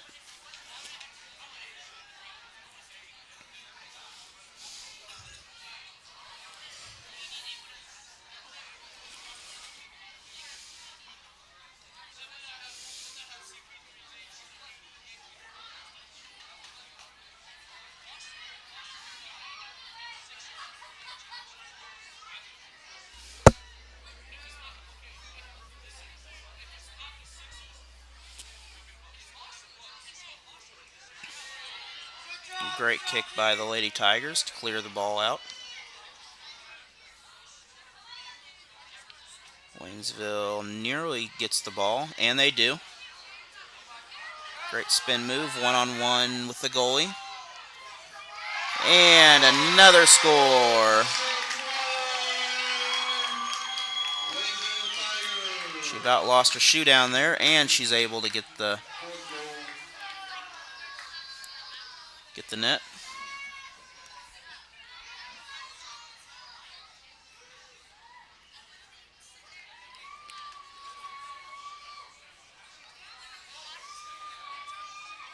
That is, I think that's 13. No, that's number 30. That is Jessica Dyer again. I believe that might be her third goal of the game. At least her third goal.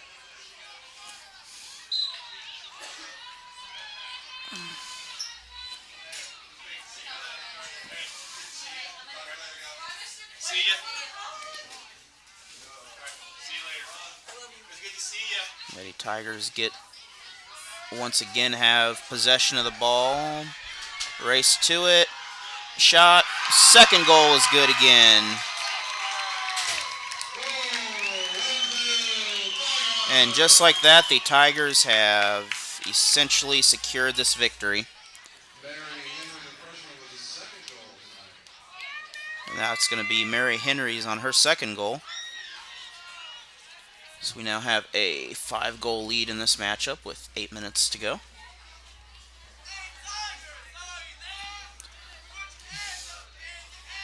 They are picking apart that, front line and middle offense and able to just get the ball and essentially go one-on-one with the goalie.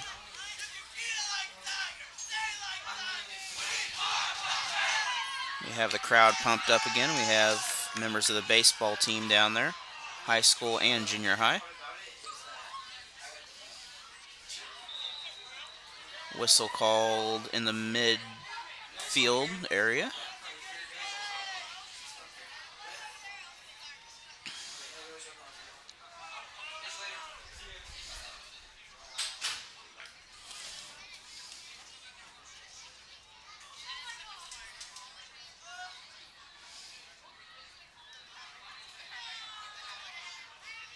It's like another whistle near the Owensville bench. Be right about the 40.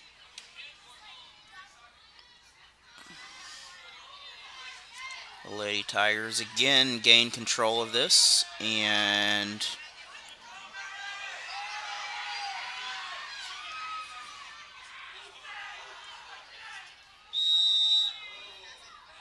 we have both of them kind of getting tangled up right there. The call's going to go against Waynesville.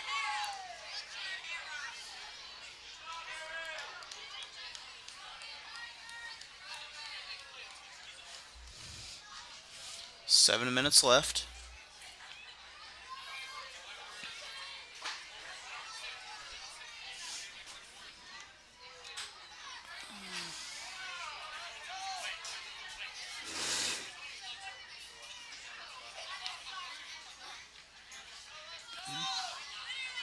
Lady Tigers once again on strong offense. Out of bounds be Waynesville ball. Lady Tigers get the throw in. It's going to jump back out and go the other direction. 6:20 to go in this matchup.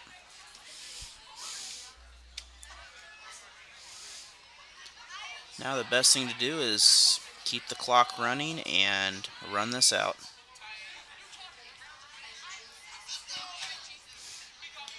Have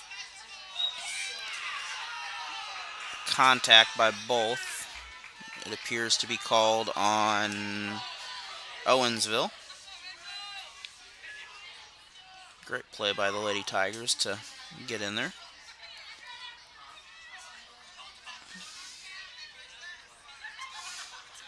Going downfield the other direction.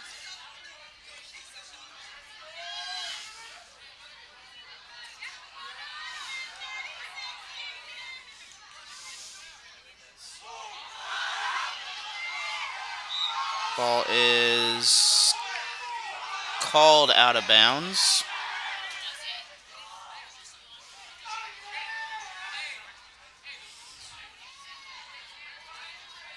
Looks like we got some younger players starting to filter in the game.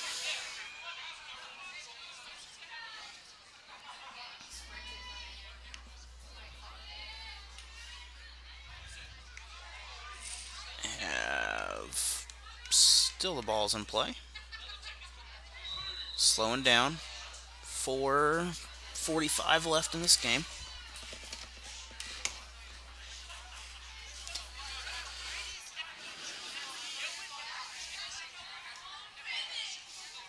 The Lady Dutch girls will kick it right to the Lady Tiger.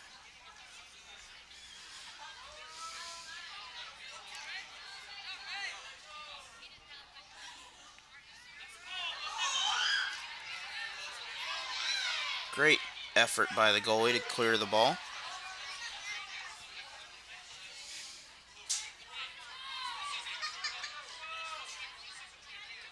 Owensville goalie gives a strong kick to midfield.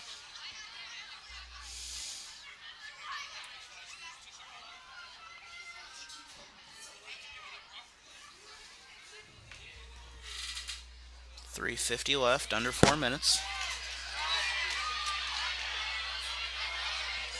One-on-one situation. Good save by the goalie. Nice run through the middle. The shot on goal saved by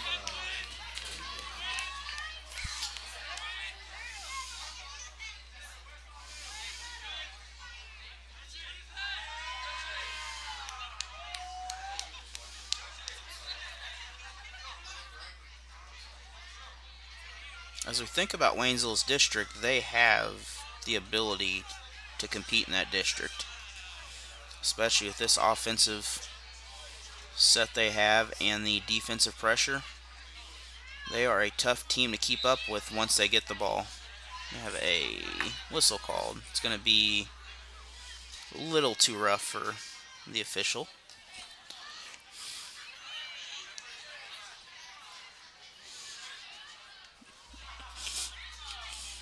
I just seen your comment there about run the score up. I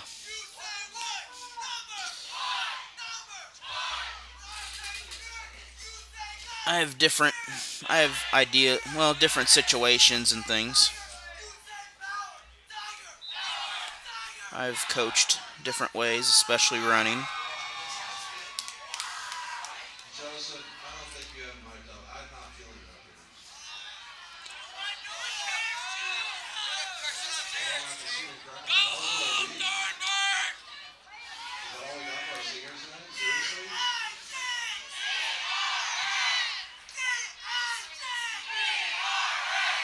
So ball it's going to go back to Lady Tigers. And under 2 minutes now. The noise meter barely left. We had 10 GIs up here that were louder than all 50 of you down there. Let's go, Sue. Dutch girls and Tigers scrum on the field, and looks like they will get a shot at the goal. Be a tough shot, but they have one.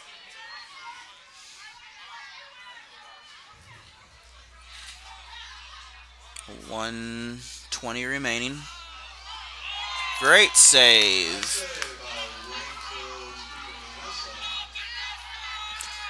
Great save by the Lady Tigers on that.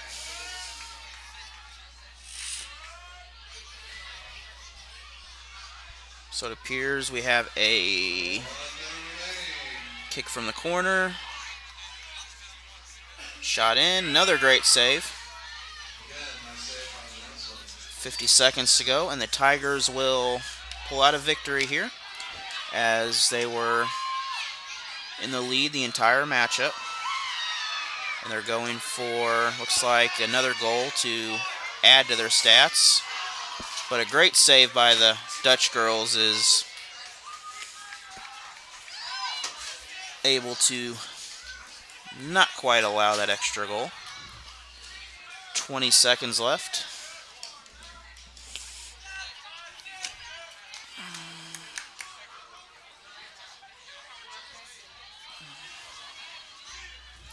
And 10 seconds. 9, 8, 7, 6, 5, 4, 3, 2, 1. And that will complete this matchup as the seniors win a great senior night matchup here. The Lady Tigers win this 8-3. I'd like to congratulate Savannah Crockett, Jessica Dyer, Rachel Evans, Alyssa LaRusi, Madrano, Kavina Middleton, Emily Snyder, and Karen Van Belcom for a great game.